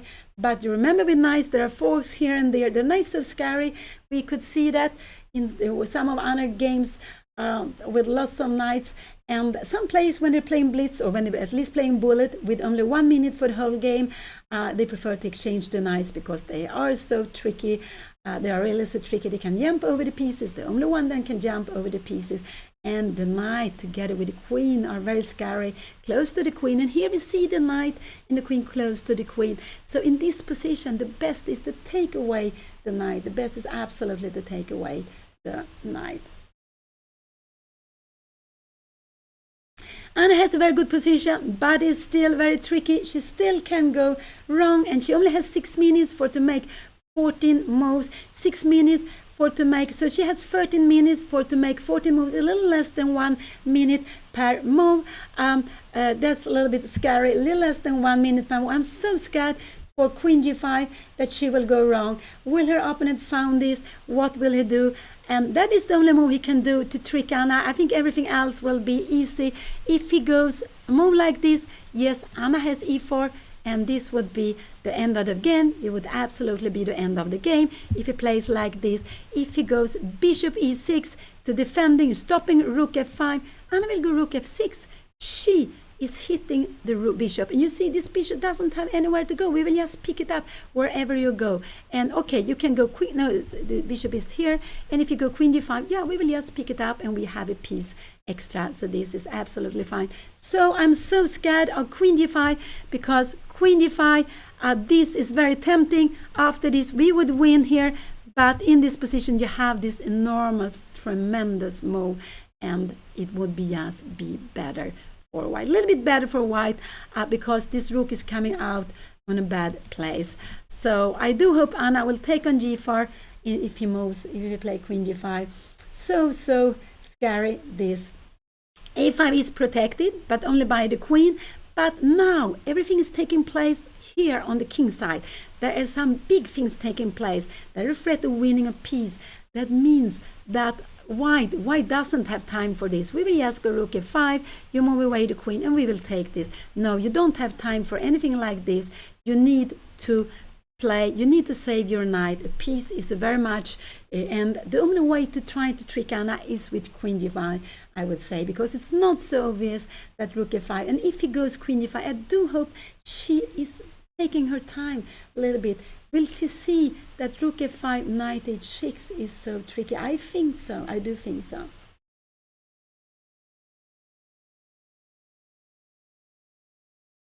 Yeah, no, this is not the move to be played.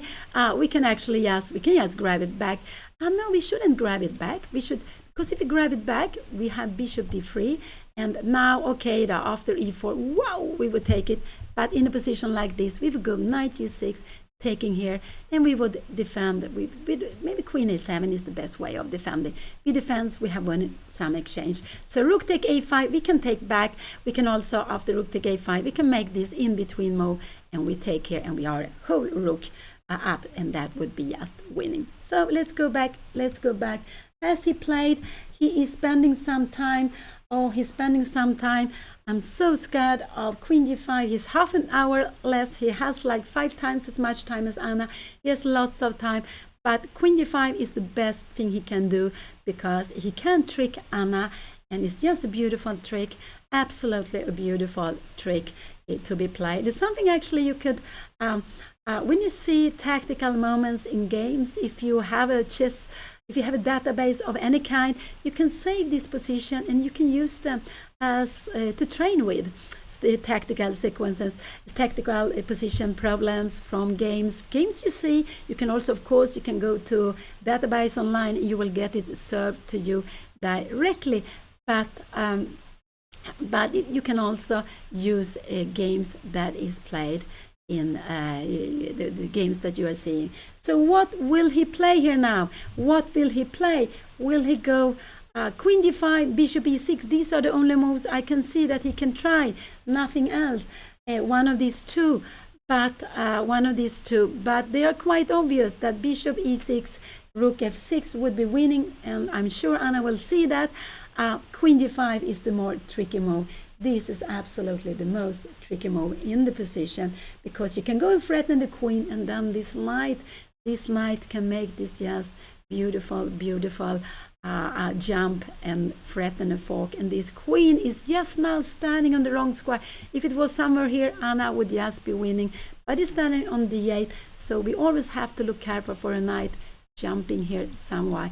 But now, just now, Anna, with the last move, she prevented the knight from jumping anywhere. This is the idea with bishop f3, that you are pinning the queen, and we are threatening rook f5 to pick up the knight. We are pinning the knight with the queen behind, and we are threatening rook f5 to pick up the knight.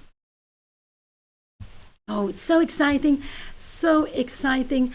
What will he play? He has lots of time, and he has sometimes look at the clock, but he has lots of time.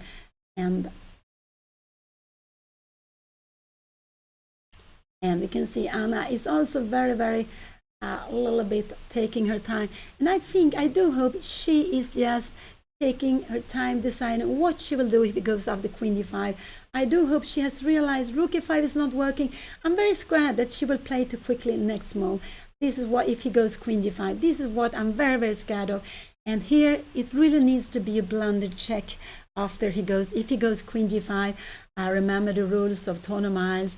I've seen it so many times on the board. See it so many times how he had played this beautiful blunder. How he has played this very, very in a beautiful way, waiting with, waiting a little bit, looking up at the position before he makes the move. Yeah, Queen D5 is a very natural move. This is why I think it's absolutely the most natural move at all, the most natural move of all. So that's why I'm very scared he will play this, only because Anna can go wrong. And the best she can do after a move like this, and this is not so easy to see, is that now he's planning knight is to take the knight, really to take the knight. This is absolutely the best she can do, and then to go D5. And remember, this is not possible. We will take on G3. And what are you doing? Yeah, you need to take like this, but we can go Queen B6 check. Where are you going here now? And probably we just, and now we pick up the bishop, of course. We are playing with the bishop extra. Wow, I forgot this. So, so what will he do here now? What will he do? No, he go Queen G5. Oh, this is such a scary moment. Queen D5. I do hope Anna will take time and just take on G4, just take on G4. This is very scary move. He find the best move. This was absolutely the best move. If maybe Queen C7 something could be better, but I like to take on knight. Take away this knight. Don't have any threats here now. So I want to take away this knight. But she's absolutely looking at Rook F5, and he will absolutely go Knight H6 then. He will absolutely play this. So he has seen this sequence. Will Anna see this, that after Rook F5, Knight H6 is there on the board? Will she see that Knight H6 is on the board? Oh, whoa, so scary. So just take away the knights. They are so scary close to the king. I do hope she will do that, and then to go D5. It's such a good move. Yes, to take it and go D5. But it's not an easy decision, I would say, to make. Not at all.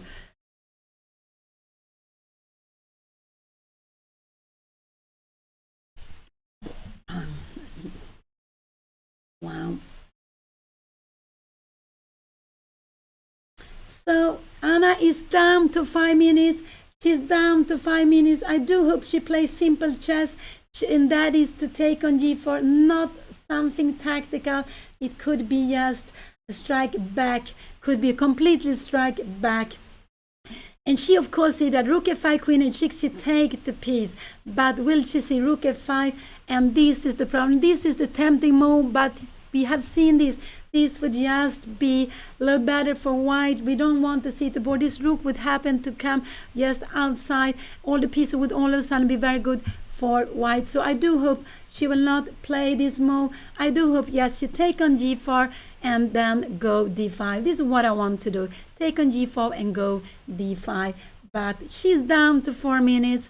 She's down to 4 minutes. So it's not so easy to see. Can she do something else? Yeah, this move she can play, but this is not such a good move to take here now. We will take here. This she could absolutely also be playing. Now we have Knight H6, so we need to take. So Knight G6 could be a move that she will play. And after you take here, she take with the rook here now. But we should look at the position. This is the position. Queen D5 was a very good move to be played. Queen D5. Will she take on E4? I just hope she takes on E4. Take away a piece. There are less pieces to be worried about. And absolutely no more forks if you take on G4.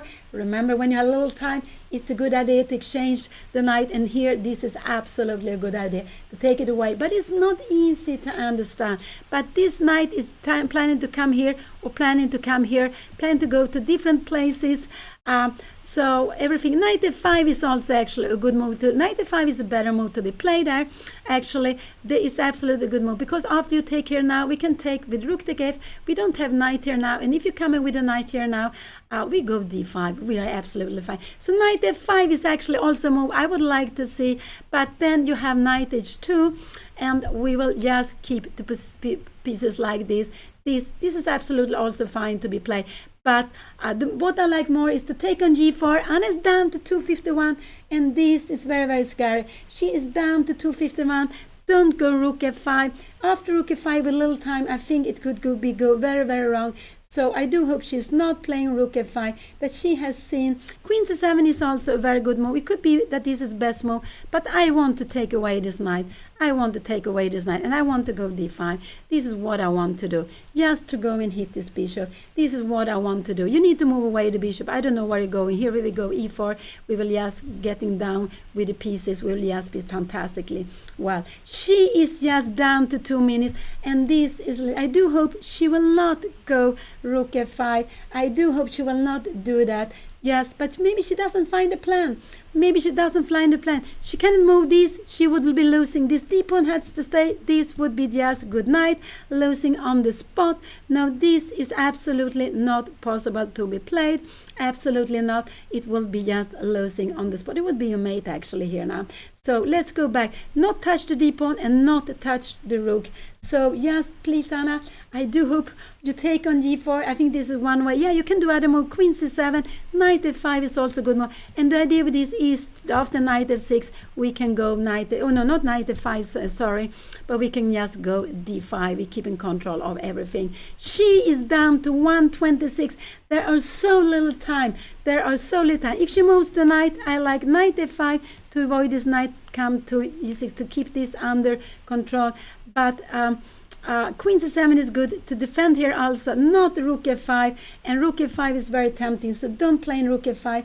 And she is, but I like her just to take on g4, just to play simple chess, take on g4. And what will happen? I'm not sure what Anna is doing. She is down to 1 minute. She's really down to 1 minute. And this is such an important moment. She will probably spend half a minute more before she makes the move. You can see how she's looking at the clock. But just, I would say almost anything. This is still a threat to take on an e5. Either you need to defend of taking on e5, or what will she play? What will she play? Oh, I'm scared. It looks like rook f5. Don't play it. Just take on g4. Just play simple chess. Away with the knights with little time. Just away with the knights with little time. And she's down to 22 seconds. Down to 2 seconds. We can. It's more. I think it's about the correct time here. I think it's maybe it's 35 seconds. Wow, I'm happy. She has a little more time. No. She played knight f5. This was one of the good moves. Absolutely. She's keeping. It's not the best move, but she is keeping control of the position. She is keeping control of the position. It wasn't the best move, but she is avoiding lots of tactics, and this is absolutely fine. The only problem is she has a bit of problem with a5 pawn, but she is getting the pieces to move here now. Her opponent will absolutely go knight h2. Will he play it immediately, or will he take first? Now he will not go knight h6.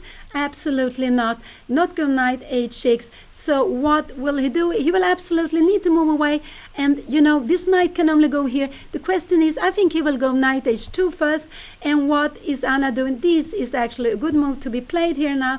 This is the best move. Now her opponent can take here now. How will Anna take back here? He can take here now. And Anna starts going. She can take on g3. You take back. She can take knight to g3. Can you bring in a rook here now? Here, yes, you can do, but we have d5. Where is this bishop going? I'm not sure. Maybe bishop b5. Can you replay this? And we have some rook g8. Wow, what about this king? You need to come out. This is, wow, fantastic. So she is, this was not the best move, but it's absolutely fine move. Her opponent only has two things to do, I would say. One, or to change queen. One of these moves. He can't go here. We would just grab it. We would just grab it. You cannot do anything like this. We would just take here, here, and take here. So we are threatening to win a piece. So knight f5 was absolutely fine to be played here. It was absolutely fine to be played in this position. And Anna has now, she's down to 40 seconds. Maybe she has a little bit more time, but more or less 40 seconds. I guess she has less than 1 minute on the clock, and she still needs to make 13 more minutes. But his queen g5 was absolutely the best way, the only way for him to try to trick Anna. And he got Anna not to play the best continuation, but she played a fine one. She is still better.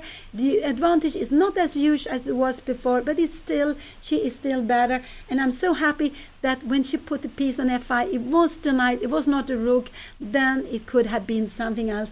But both of them saw this very beautiful knight fought, and now this knight is not possible to get here. I think we can take this in lots of different ways. Maybe like this coming here. Maybe now we have rook f6. What is happening here now? We have h6. The queen is trapped. Wow. So knight h6 is absolutely not a move to be played. Not a move to be played. He can only go knight h2 or to go queen here. These are the only two moves he can play. Anything else will lose on spot. So as we see, this would be losing the queen, rook f6, and here we have it trapped. That is not possible. So he needs to go backwards with the knight. He can start like this. How is Anna going to take? She can take with both rooks. This is actually the better rook to be taken with. And has he played? Can he go knight f6? No, the knight is not so good here now, because where is this bishop going? I have no idea. After this, we will have rook b6 or rook d6. We will just grab one of the pieces. So no, that's not possible. Where are you going? Are you coming here? Yeah, we will just go e4. And again, you go in something like that. And where is this knight going? I think we are just picking it up. No, that's not possible. So he has one. He has two moves. These are the only moves he can do, not losing any material. But he has lots of time. He will play one of these moves. Will he change? No, I don't think he will exchange queens. I think he will stay here now. I think he will stay here. Can Anna take? I think it's worse for Anna to take here. I think this would be worse for her to take, because now the knight can come back to f6. So that is not so good. I do hope he will take on d8 first. And let's see what Anna will take back with. I don't know what I hope here.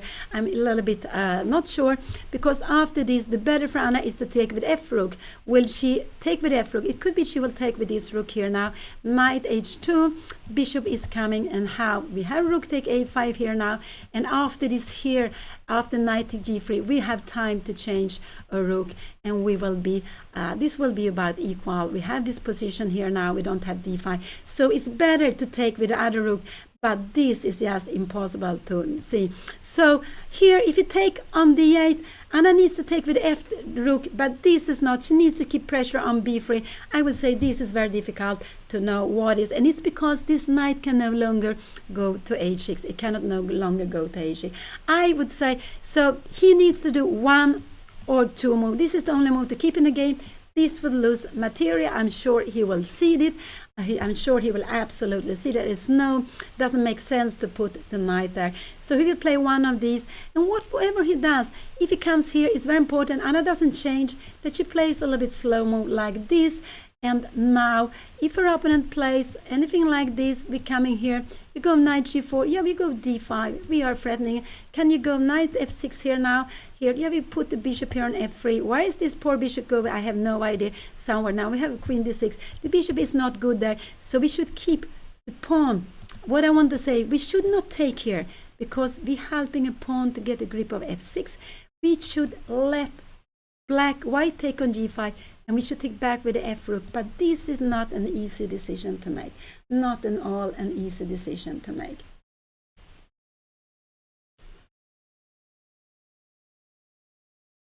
So he took on d8. Will Anna play rook take f d8? She needs to take with the rook.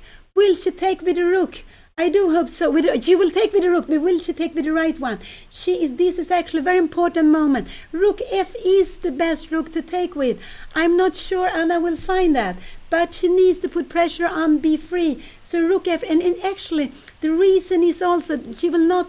Is so far away, but so rook f is the best move to take. Wow, will she find it? But it's impossible to know. And she played the best rook. She took with the best rook, and it's because later on there might be an open f line, and now her opponent will not be allowed to change the rook. This was just very good. Now her opponent needs to go knight h2. That's the only move her opponent can do. There is a knight h2. It's absolutely the only move her opponent can do here now. Yes, to go knight h2. Will her opponent find that knight h2, that he needs to go backwards? He has lots of time. He has like This was Anna's 28th move. There's still 12 more moves to go to get to the time control. Still 12 more moves. Anna has less than, she has about 40 seconds, maybe a little more. I cannot see that. I don't know exact time. For me, it looks like 39 seconds. I hope it's a little bit more. And so it's not such a long time. Will she go with the bishop? I do hope she will go bishop e4, but that is not clear. It could be that if he goes here, that Anna will go here now. Could this be rook take h5? But after d5, what will happen? Bishop e2, and it will absolutely, how will this position be here now? Then we are fine. But in the position like this, we have knight g4, and this is not clear at all. So it's just, I would say, this, if you go knight h2, he will do that. Will Anna find the best square? And he will, after this is the best square. To keep the bishop active here, but I don't think Anna will find that. I think that is just impossible. After f3, yes, we have bishop c2 putting pressure here. After rook c1, I guess we can go, we can even go d5. Oh wow, now this is too much. It's too difficult. So many things hanging here and there, but we get this square for the knight, which is very important. We have pressure here. We have a knight coming here. We have lots of things. This is just very, very good, but not easy to see, not easy to evaluate. But she took with the best rook, but still, her opponent, will he find? I'm sure he will go knight h2 because it just looks quite sure. But will Anna go right? I'm not sure Anna will find the right square for the bishop. The right square for the bishop is actually to put the bishop on e4. And this, I would say, is almost impossible to find. I would say it looks more natural to bring it down to c6. So I think knight h2, I expect Anna to play bishop c6. I expect her to go bishop c6, but it's not the best move, but it looks like a very, very natural move. And knight f6 is a mistake because this knight doesn't have any way after d5. You remember, we're coming here, we can just threaten both of these pieces. I don't know which rook. You see there's threaten here and here. He will absolutely not go into this. He will absolutely not do that because he has still 20 more minutes. So he did well playing. He did well playing so quickly before. Now he has only one move to play here now. To play to be, I would say, to keep in the game, and this is actually a very good move, knight h2, and then Anna needs to find bishop e4, and I would say this is impossible to find bishop e4. This is actually, but she needs to keep it active, and after a move like this, she is keeping the bishop more active here. Rook take b3. So is there something else? No, in this position, this is the better move to do. If you go in knight g4 here now, we can go knight take h4. Yeah, I'm just wondering what is happening here now. We have a knight f3 check here, king h1, and now we have knight e2. Oh, this is so scary. Let's go back. Let's go back. We have the position. We have to have it on the board. So Anna is threatening the bishop. She's also threatening to take pawn here on g3, but after that this pawn will be defended. Could she, after this move, could she make something like this? I don't think this is such a good move. No, this would actually put her into big problem. You see here, this would absolutely put her to big problem. So knight h2, we will absolutely see on the board. That's the only thing her opponent can play. And has he played it? No, it was me analyzing on the board. This is position on the board. And this is the fourth round, very, very exciting fourth round. We have seen a Sicilian, Sveshnikov in the fourth round. Anna and her opponent, they both have 2 out of 3. They both have won 2 games and lost 1 game. Anna is better. She is still better, but it's not easy. If her opponent play the best, Anna needs to find the best. If she plays just a little bit slip, make a little bit soft move, not the best, he can be close to equally, or maybe it will be an equal position. So yeah, it's like that. It seems very easy, but chess is there so many things to calculate, so many decisions to make, and it's not easy to know what pieces to exchange, what pieces we want to keep on the board. Yes, Anna is having 39 seconds and the opponent has like 70 minutes. 70 minutes, he's spending some time. Anything else than knight h2 would surprise me. And if he doesn't go knight h2, if he plays something else, I'm quite sure Anna will win the game. But after knight h2, I would say this is absolutely, completely open, because she needs to fight bishop e4, and that, wow, that is very, very difficult to play. I would say that is very, very difficult to play.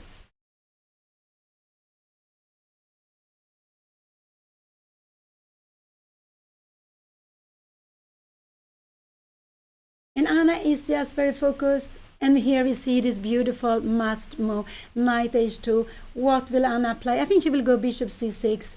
I think so. But bishop e4 is bad. She played bishop e4. She played this beautiful, beautiful bishop e4. Could it be after f3, bishop c2 is the best move? Can you take here now? No, this is actually not so good. Knight e3, rook f7. We have a rook on the 7th. And even if Anna gets the rook on the 7th, this is absolutely fine. This will probably turn out as a draw. You cannot have a rook on the 7th. This is too scary. Next rook will also come down, so it would be about equal.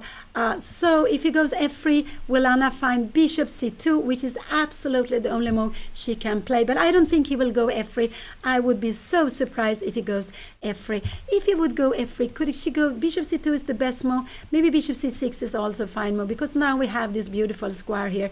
We have lots of different ideas. So Anna played very nicely. Bishop e4, she played it very calmly. I'm very, very happy. She keeps the pieces active. The bishop is most active there, but it's not an easy move to be played. I said it's not an easy move to be played. And if he now takes on a5, the best Anna could do is take on g3. And if he takes back here now, you go here. Where is this rook coming? Maybe rook f2 here is coming. And now we can go d5, and we can see here. Can we go with the rook maybe to... I'm wondering, can we go with the rook to f2? There is actually another reason why we want to have the bishop here now. We can go d5. I forgot about this. There is no problem with this because we take it. You cannot take here. We have bishop take. And this is the reason why the bishop needs to be on e4. But that is impossible to know already now. But this bishop stands very actively, but it also defends the own king side. It also defends h7. So important. Wow, such a good move. And Anna played it calmly. And in this moment, of course, it's not easy to know what is the best. If you go anything like that, I'm just wondering, we can go d5, you go coming here, but then we will just, I think we will just take here. If you come here, yeah, we have time to take next piece because it's with the check. Let's go back. Her opponent downs to 40 minutes. Anna has like 59 seconds, only 1 minute. She still needs to make 11 more moves, but she has 1 minute. She's getting half a minute per move, and she is... and she still needs to make 11 more minutes, but she gets it very, very important, half minute per move. I'm so happy that they started with it. So really, really happy. So what can her opponent do? Her opponent cannot take here. We have seen this a long time ago. We have this check, and this... Will it be winning here now? Check here now. You need to go knight g4. Maybe here. Yes, we will have a mate here now. I've just put it up until the end. So there is absolutely not possible to take on g4. He will absolutely not do that. And so now his rook is a little bit... It would have been better on a2. He could try to double on the d5. But with the rook on a3, he cannot do that. So what will he do? Will he go g4? It could be a possibility. After g4, we can go d5. But we can just take here now. Has he played? No, he's on his way of playing. But he hasn't played. He has like 14 minutes. It's quite a lot of time. What is he going to do? Here now? I don't know. Might he go? He took rook take a5. He took the pawn. And now I like Anna to take on g3. I do hope Anna will take on g3 to do it just directly. And I think she will do that. I think she will go take on g3. No, she go d5. She went d5. This is absolutely not the strongest move to be played, but she went d5. And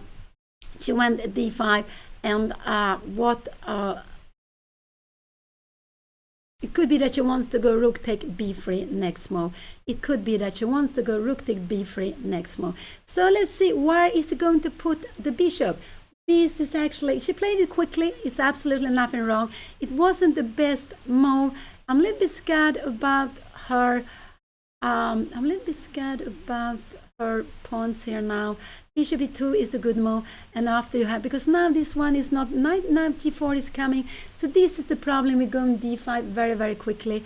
that after this move, if Anna takes here now, we have knight g4, and she will be having some problems here defending.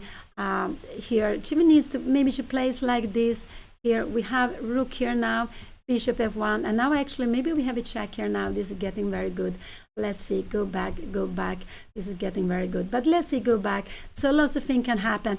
He has to make a decision, but he just have 3 moves to move, free things to do. He could also go f3, but you can see that f3 looks completely crazy to be played.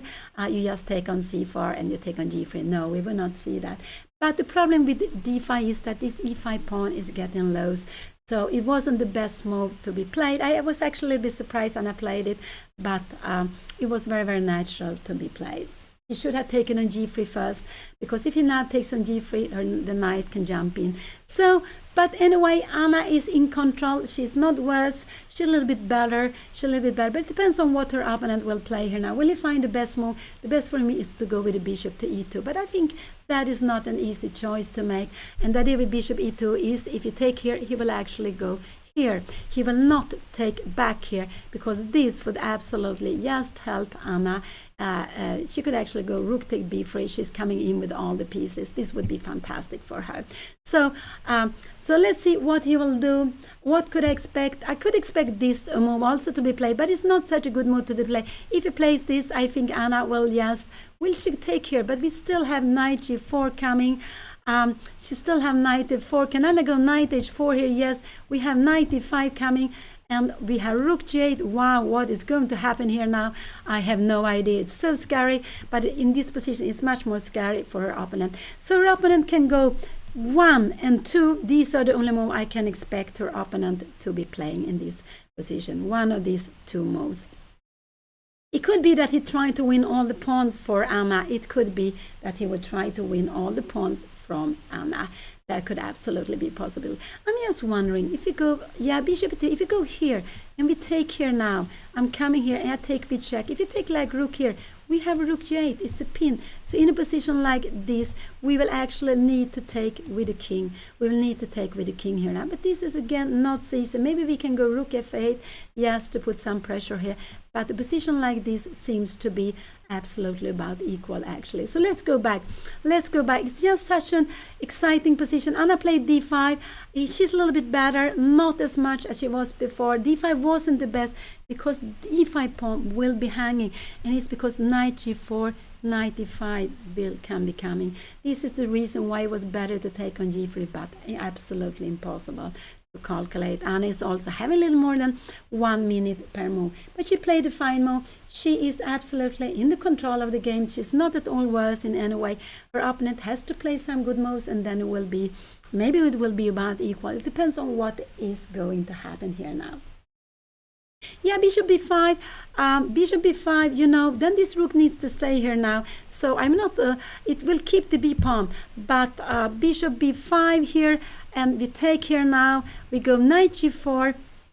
Can we go rook g8 here now? I would say that this would be, can we go rook 8? No, but we have now, do we have knight take e5? Knight f6 is no problem, because we would take a check here. We would just bring in this here check, and we will probably go rook f8, maybe, oh, maybe knight h4. Wow. This is getting very, very good. Fantastic. Let's go back. So bishop b, but I think these are the 2 moves he's considered. Either bishop b2, bishop b5.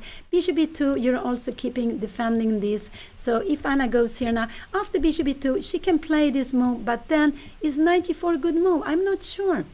Can we go f3 here now? No, we have bishop b5, and now all of a sudden it will become even better for why it will be absolutely equal this position. But you're a little bit cramped here. So, but you're going after the d5 pawn. You're absolutely going after the d5 pawn. This is absolutely about equal here now. Let's go back. Here we have the position. Her opponent is down to 8 minutes. I do hope he will spend some more time. And they have made 29 moves. There's still 11 moves more to be played. And this is RILTON Chess Festival, RILTON under 2200, the second group with about 154 players. And I see the 15 among them. And she's like her opponent. They both had 2 out of 3. This is 4th out of 9 games which will be held, they will play until the 5th of January. And they're both very much focused. Anna looks very calm. She looks very, very calm. I hope she is that. What will he do? Bishop b5, bishop e2. These are the only move I can expect him to do. I would say that bishop e5 could maybe look more natural to be playing, but it means that the rook has to stay there for a while. So both of them are fine. Bishop e2 is actually the strongest one to be played. So here, what will Anna do? Then we have this strong move. If Anna takes here now, we have this move here to be played. And what could Anna do? She can even go a move like g2, but you're putting away the rook. You're planning some f3. Can we make something like this? This is a good move. Check. Why should we go with the king? Maybe king g8 actually. King g7. I'm just wondering, do you have something like this? No, we're just walking up. And after a move like f3, in the end, oh, we're having, I'm not sure, we have lots of threats everywhere. We have lots of threats everywhere. Wow, this is getting crazy. You remember the knights? They are terrible. They can be so terrible. Her opponent is down to 7 minutes. He's down to 7 minutes. He doesn't have so much time. And he played bishop e2. He played bishop e2. That was actually a good move to be played. What will Anna do? It's actually the best move to be played. So she can take 2 pawns. I think she will take on g3 now. I think she will take on g3. And this is a move she should have played before. What will he do here now? He will absolutely go knight g4. I think so. He will go knight g4. And what will Anna do then? If he goes knight g4 and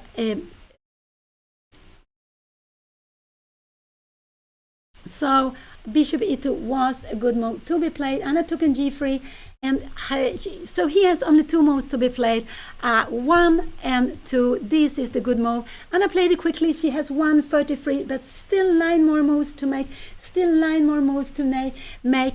And I think knight g4 will be coming. It looks natural, but of course, because we see this pawn is hanging. If the pawn was on d6, this would not be a problem. But with the pawn hanging on e5, Anna will lose one of her very valuable pawns. There will not be many more pawns left here now. So what will he do? Will he take? No, I think he will go knight g4. I think this was his plan, because when he went bishop e2, he's down to 6 minutes. Will he think? I don't think he will play. I don't think he will spend so much more time, because bishop e2. You know, if you take here, this will come, and it's a fork. It's a fork, it's a fork, and this bishop is tremendous here. So I think knight g4 is very, very natural when you go bishop to e2. If the bishop would have come somewhere else, yes, then he can also go knight f3, but then maybe Anna can exchange it. I don't know, knight f3, knight g4, what is better to play here now, both of them. If you go knight f3, I am quite sure Anna will just take I am quite sure. What will she do? Knight f3. She can actually go even g2. She could even go g2. And you have this trick here now. We have knight to h4 here. And we can take, maybe we comes back. You're coming down, and we are getting a mate here. We are getting something fantastic here with all our pieces. On the open lines, this would be just very, very good. So knight f3.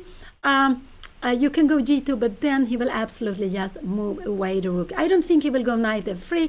I think he will go either knight g4 or take back on g3. These are the 3 moves, 2 moves I can see. But there are only 3 possible moves. This is an attack. This is 1, 2, and 3. So he doesn't have so much to choose from. But remember, sometimes, even if there are only 2 moves to choose from, it could be that you're spending a long time. I always remember the anecdote of Ulf Andersson, a legend Swedish player. He was actually rated number 4 in the world, the year 84, that he once, when he was playing, I think it was he was playing email chess. They were sending the moves on email. I think so. It was a correspondence. I'm not sure which one of those. But he was spending a week to decide which rook to put on d1. Was it the a rook or was it the f rook? But he spent a whole week for that. So you can imagine, when you have 3 moves to choose from, it's not easy at all. But here they don't have such a long time. Her opponent has 4 minutes. He has just 4 minutes. And then he has to play something. Knight f3. He can also go some other moves. Knight f3. He can play, but I don't expect him to go knight f3. Knight g4 or taking back. I think knight g4 is what we're going to see in the board. I think this is absolutely the most natural move to be played here. Now knight e3 doesn't look so natural because you are able to take. You can go then after e4. He can take on e4. This is the plan.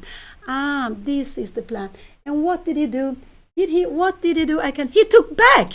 He took back on g3. So this is mistake. Anna will absolutely take. She is winning some time. Now bishop e2 was not a good move. Rook f2 will be played, but then she can go, I think after rook f2, she can go rook g1 maybe. Can she go rook g8? Can this go? Or she can actually play check here. And what can she play? She has a check here. King here. Can she go? And she can go bishop d3. Wow. This is all of a sudden fantastic for Anna. If he goes rook f2, she can actually just take here. Take, and she can give it check. If you're coming here now, maybe yes, maybe we should just go rook take b3. But look at this knight, you cannot go anywhere. What did he do? What did he play? He played rook e1. This is what he did. The best for Anna is now to take on e2, or maybe she can go rook g8 also. If she wants to, she can go rook g8. That is absolutely also a good move. But I would just take on e2 and go rook g8. I just think it's fantastic to play like this. Take on e2. She can also take on e2 and go some rook take b3, but just take on e2 and rook g8. Everything is just fantastic for her. So grab this one. You can grab this one. You can also go rook g8, but I think this is the move. I think it's the easiest to take, because remember, this bishop together with the rooks is fantastic. She is down only 1 minute. I'm not so worried about the time. She still has 8 moves to move, but she has just fantastic position now. He has fantastic position. What do you expect Anna to do? It could be that she go rook to take b3. This is absolutely a good move. She could also go rook g8 now if she wants to. But just taking is just such a good move to be played. Actually, I think it's just wins by force here. Taking here, we coming here, we give it check here, we coming here. No, we don't have this check here now. Here we are coming here, we have rook d3 check. And what did she play? What did she play? What did she play? She took on e2. She took on e2. Her opponent will absolutely take back. Absolutely take back. And now I think Anna will give a check here now. Will she give a check? Will she give a check, or will she go rook take b3? No, probably she goes rook take b3. I think so. Maybe she gives the check first. But one of these two moves will be played, taking on b3 or rook check first. She played rook g8 check. Here we have it, and we can see there's only one move her opponent can do. It's only one move her opponent can do. I think actually Anna will not take on b3. I think actually she will. I think she will not. After her opponent will play king f2, but now I like a rook take b3. After king f2, I just like rook take b3. I think this is a good move to be played, but I think Anna will go rook f8. It's not the best, but it is also a good move to be played. It's absolutely also a good move to be played. But I prefer her to take the pawn. She will have a pawn more. She has huge pawn, and she will absolutely be winning. So after king f2, I like rook take b3. This is the move I would like her to play. King f2, just playing rook b3 here now. You cannot do anything like this. Look at this one. We are picking up knight f3. We are maybe picking up some pieces here now. We can just play this position. We have bishop d1 and king f2, and we are just picking up everything. I don't know if this was actually the wrong way to pick up. We should actually take with the pawn, but go back. We have this position. She give a check. Her opponent has to go king f2. He's down to 3 minutes. He will absolutely go king f2. Remember, you can't go king f1. We have just bishop d3. This would be just finishing the game. Absolutely, he will absolutely not play like this. Absolutely not. He will go king f2. This is exactly what he will play. Probably Anna will go rook f8. I'm not so happy she goes rook f8. I will actually later show you why I don't want Anna to go rook f8. But it's actually a good move also. I think it actually works very well also. Actually, I think it works very well also if she goes there too. But let's see what is going to happen. So she has just such a good move. He only have one move to do. King f2. He has two actually move to do without putting anything in between. So move the king somewhere, but king f1, bishop d3, no, you don't do that. So king f2, if you can choose, you prefer to put the king on dark square. We can see that this king is trying to run away somewhere like this. And Anna will, I don't know what she will play after king f2. I do hope she will play rook take b3. I think this is absolutely the best move. She's actually threatening to win. She's threatening to win the knight then if she goes rook take b3. So Anna is having a grip on the position. She is winning, but you know, we have to also keep on playing, keep on just making the good moves. But she has an overwhelming position. Now we see the strengths of the rook and the bishop, the strengths of the rook and bishop. So now we can see Anna decided not to exchange the bishop when I wanted her to do it a long time ago. And she now has the rook and the bishop open position, and the knight on the rim. The knight doesn't have many squares to go to, only f1 to get into the game. The knight on the rim is so weak here. So what happened? Her opponent, did he resign? Her opponent resigned. He resigned. So Anna won this game. Wow, I'm so happy. He even resigned before I saw it. Very, very nice. So he could keep fighting, but it's just winning for Anna. Wow, so nice. And with knight f5 in this critical moment, it wasn't the best, but it was a good move. And this is how we have to play. We have to keep on doing good moves, fine moves. It doesn't have to be the best moves. And in the end, her opponent went wrong. Anna got this overwhelming position and he resigned. So after 4 games, Anna is on 3 out of 4. She won the first round. In the second round, she lost. She won the third round. And today she won also. She is having 3 out of 4 points. She's, of course, very, very happy. She is going up in the field. I'm not sure if she tomorrow will play on the higher part or the lower part. I think it will be quite close. Either she will be one of the less people with 3 out of 4, or she will be one on the first or the second part. And if she's one on the first or the second part, she will play one against the strongest. No, I think Anna will be, I think she's having what I would say +2. She has won 2 more games than she has lost. With +2, it will be very close, a little bit on the first half or the second half. She will probably be play with white pieces tomorrow. That's quite natural that she will play with the white pieces. So this was the 4th round out of 9 in RILTON Cup. Tomorrow will be just the last game of this year in RILTON Cup, the last game of this year for lots of players. If you're not going to play some blitz or something later on in the evening. And so nice to see Anna win this game. It's also very nice to win when you lost with black. And she played the Sicilian. Her opponent had prepared a line. Anna played a little bit differently. You can play it in different ways. She started to make g6, planning f5, but if white takes, to take with the pawn, and this is what happened. And it got a very, very nice, interesting position. But her opponent played queen h5. It wasn't so good. Really, it wasn't, I think, so good. And in the end, we saw an endgame, and Anna kept in control. Wow, so happy for her. She will be with you at any moment. So Anna is on 3 out of 4. She is now probably winning. Yeah, she's absolutely winning, a little bit of rating. But what will happen? You will have to wait. We have to wait until the finish of the tournament. Then all the games will be calculated, and we will see if Anna will win, lose, or if she will be more or less the same. So, wow, so nice to come back after she lost the second round. Now Anna has won 2 games in a row. And so this was the 4th round in RILTON under 2200. And here we have Anna. She is here now, and she will be with you. So just stay a little bit more. Great. Oh my, I thought I had messed this up completely. My opponent is going to come as well? So he's going to join the analysis? Yeah, maybe then I should go away. No, Mom, stay. We'll bring another chair. It's totally fine. Do we have wait, did I play 95.1 accuracy? Oh my. I thought I had messed this completely up. Guys, we have my opponent here too. We're going to give him a chair. Thank you very much. Thank you. Which way should you? I think it's more important you are on the screen, because I've been on the screen quite a long time. Okay, Mom, do you want to sit there and then you can sit here maybe? Yeah, I think we can switch this around. I think that is better. Okay, let's do that. Perfect. Yeah, okay, like this.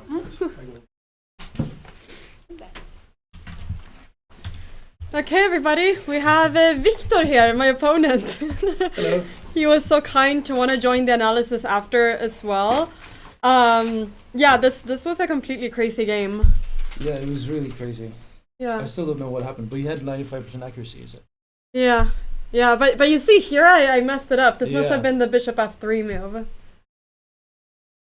Bishop You think f3 so? was good. Really? What? It was actually the best move. What? But and Queen G1 was the only one to try to trick Was Anna. it Queen G1? Was it Queen G5? Queen G5. Oh, okay. Yeah, that was a very good move Mhm. because you had this beautiful trick. Yeah, with The 96. Knight Yeah. H6. So and then the best is either to go Queen C7 or just take on G4 and then go Mhm. D5.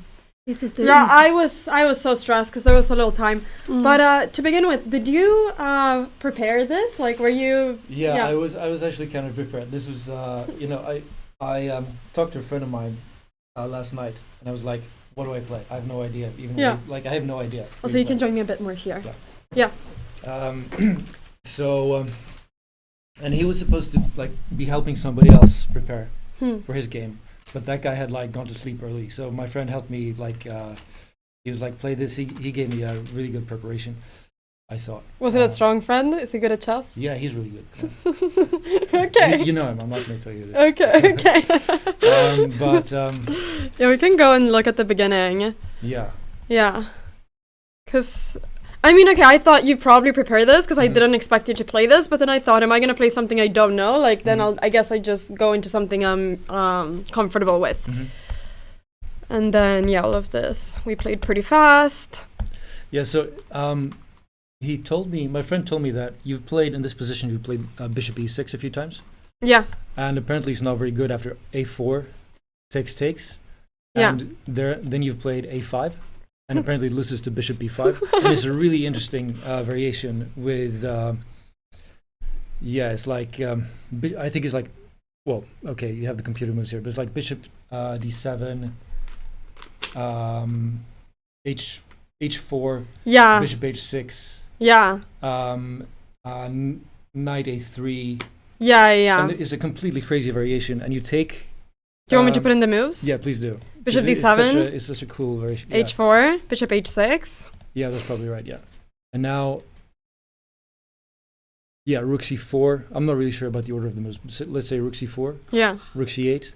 Yeah. Knight A3.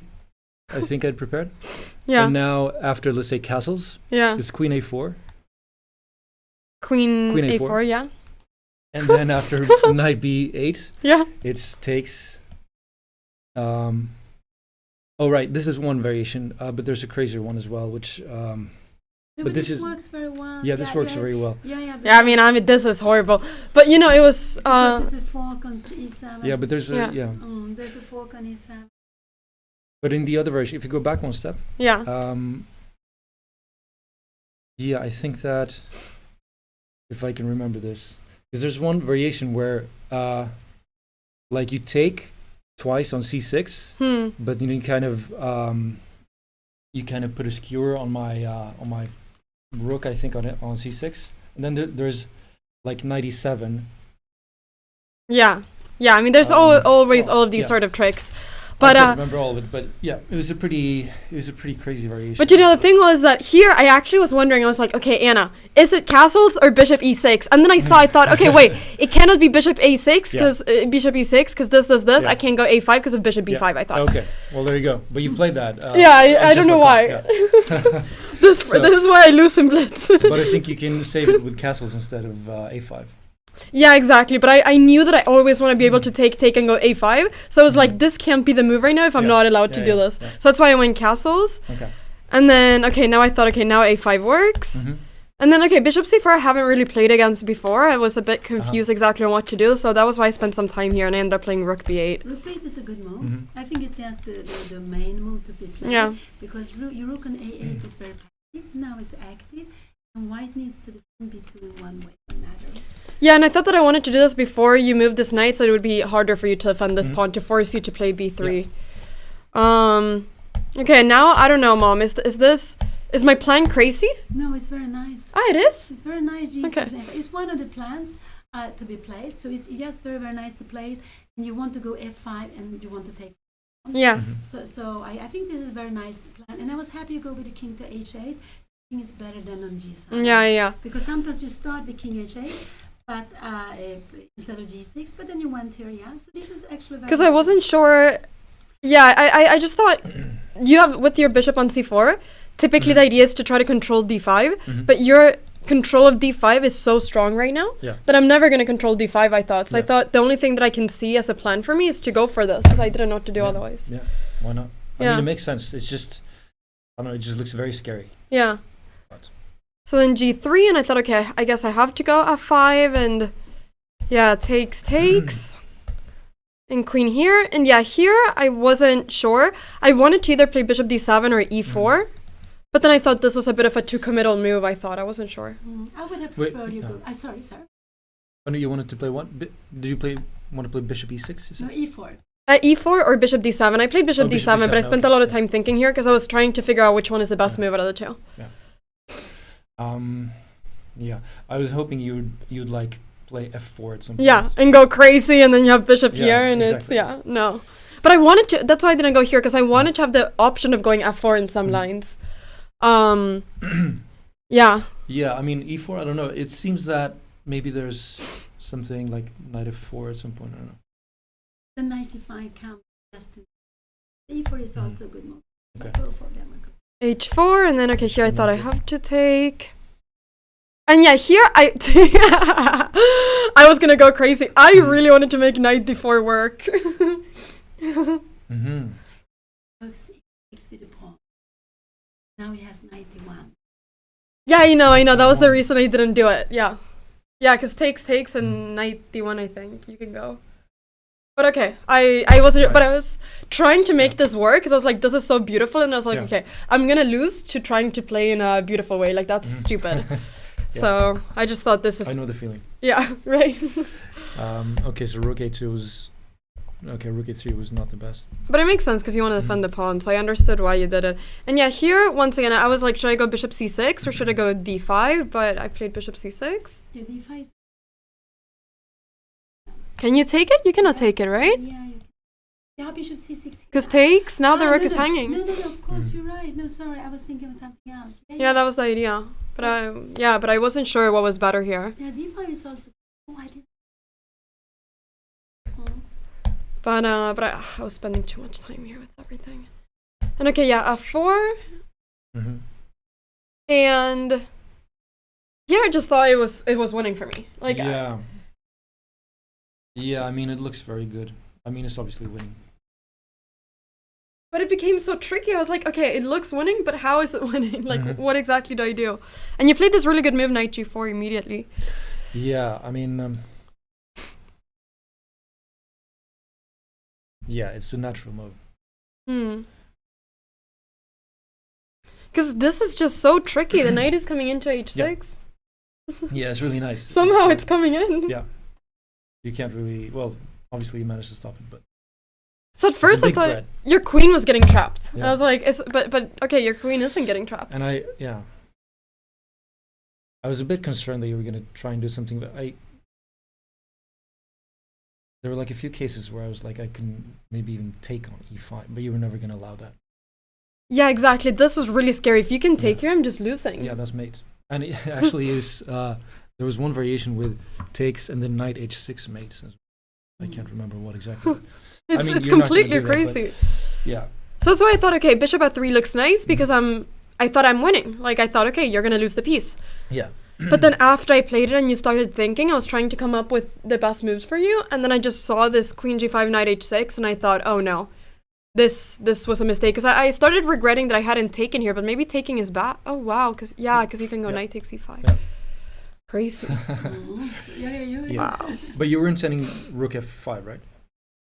I was considering rook f5. I mean, after like bishop f3. Oh, yeah. My initial idea was to just go rook f5. Yeah.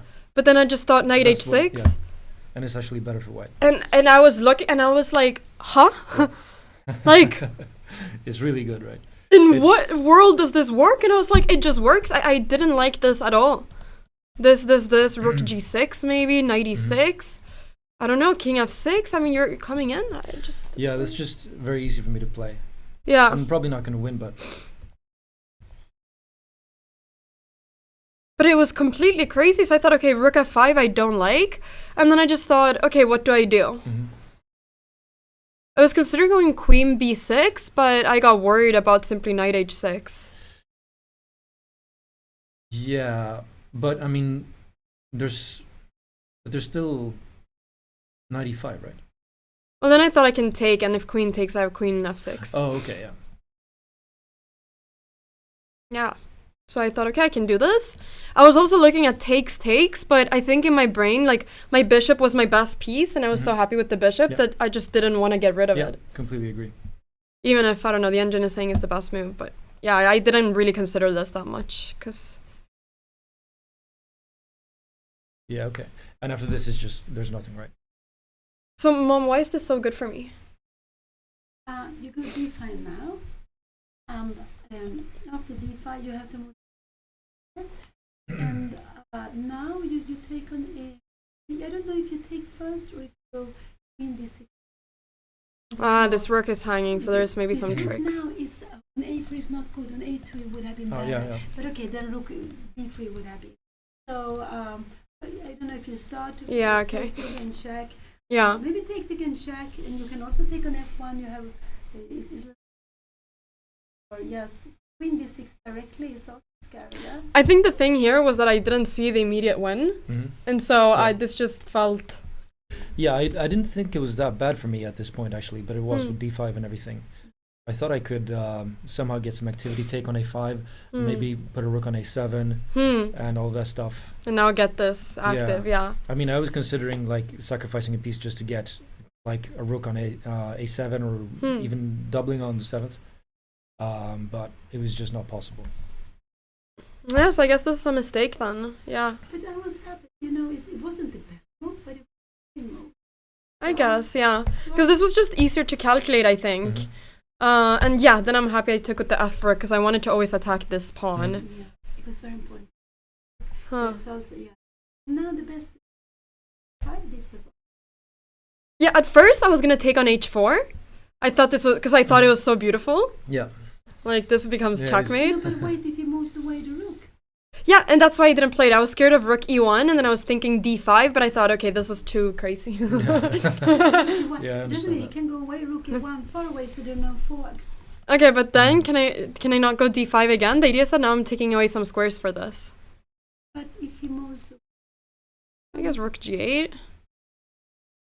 this looks. No, but I know, but this I felt like was just a bit crazy. So I just thought, okay, let's just... This was absolutely very important, e4. Now it's better to take on g4. So d5, e5 becomes. This is the only reason. But I thought this was just forced. Here I was scared you were going to go knight g4, actually. Yeah. True, Mom, because now the e5 pawn is hanging. Yeah, here I was like, what do I do if you do this? I couldn't really figure it out. But it just looks so scary. I figured that maybe even g2 might be dangerous, but maybe it isn't. Doesn't look good, right? Yeah, but it looks scary, but I wasn't sure. I was going to take here. But after rook takes f2, I think I was going to go something like rook g8. Yeah. But okay. Okay. But okay, I mean, this I looks was concerned scary. about that in h5. Yeah. I didn't want to go into that, but yeah. I guess I had time to avoid it. Yeah. But no, it makes sense. It looks scary. But I was, also because I only had a minute, so I was constantly trying to think, like, I need to do something. And when I saw it, I was like, okay, you play knight g4. I have no idea what I do in that position. Your time management is actually really good because you play fast when you have to. Right? I mean, you didn't need any time, obviously, for like the last 20 moves or something. Thank you. But I suffer. Yeah. Yeah. But, yeah, so yeah, I guess maybe this was actually just a mistake. What exactly? FG? Yeah. Yeah. Yeah, okay. Cause yeah, here you've been able to get out of all the mess that we had before. Yeah, I thought it was pretty okay. But then everything just came apart so quickly. But I'm also curious, like, I guess going back a bit, Queen H5 was a mistake, right? I didn't quite catch that. Yeah, what do you think, Mom? Yeah, I think Queen H5 because Queen is not doing there anything alone. So I think it would be better to castle. So, but what I wanted to say in the game, what did Anna play after Queen H5? Can we just see what happened? I went Bishop D7. Yeah, and if you go F4 now, how would you play? This was very tricky, F4. F4, I was gonna take. Yeah, and now when you take, what do you play? Because now the strongest move is very difficult. Because Okay, this I was not gonna play. I know it's that. I promise you. Because takes. So I was a little bit because Bishop H4, King D2, and all it's incredible that you can play this with. I was gonna go check. Wow. Yeah. And this is very natural to play like this because the problem is you don't have 97 any longer. The bishop is hanging, so F4 was very tricky move, but it's not an easy choice. You know, Mom, we're good chess players, but I don't think we're at the level of this. No, but it's impossible. But I just pushed pawns. I was like H4. Yeah. But then Queen H5 would have worked with this small. Queen H5 with F4, because then his bishop is hanging and it doesn't have 97 any longer. So. Wow, but this looks crazy. I mean, the rook is kind of hanging, the king is in the middle of the board. It looks completely crazy. Completely. It's too difficult for me. Yeah, I think it's. But it's too difficult. I think it's too difficult for everybody. Yeah. That's not a grandmaster, to be honest. Wow. But yeah, okay. So maybe was H4 a mistake? Maybe is that? I would say that H4 was a bigger mistake. Yeah, I would say so. That the plan for White is to play F4. Normally, you try to play castle and F4 because you keep the pawn on a dark square. Yeah. Try to put F5. You keep F5 under pressure, and if you go E4 somehow later on, it will be stabilized in the center. Because this pawn will control this. Yeah. And that's why Black, if it's time to go F5, try to good to do that if you're allowed, because you're pushing back and you. Okay. And was instead of Queen H5, was there something like could I have played H4 instead, for example? Or was that stupid as well? No, just castle. H4, I guess Anna should just take just now nothing, on right? E3. So it will be similar. Maybe take on E3, yes. F4. And then go F4. Yeah, keep on going. Okay. And what about the sacrifice move before H4? Or a couple of moves before, I don't know. Yeah, instead of G3. Was there anything like After H4? G6. Probably not. H4, I think I take it. Yeah. That's my idea of going G6, and now Queen H5 never works. Yeah. It's gonna take so long to get stuff into this file. So I was then planning G3 and F4. G3? Like Bishop G5, like it was saying Bishop G4. F4. Yeah, 4. Yeah, we probably can do this, and it becomes really scary for me. But I think I'm like barely surviving. Okay. Yeah. Crazy. But yeah, very, very, very crazy game. Thank you for saying that my time management is good though.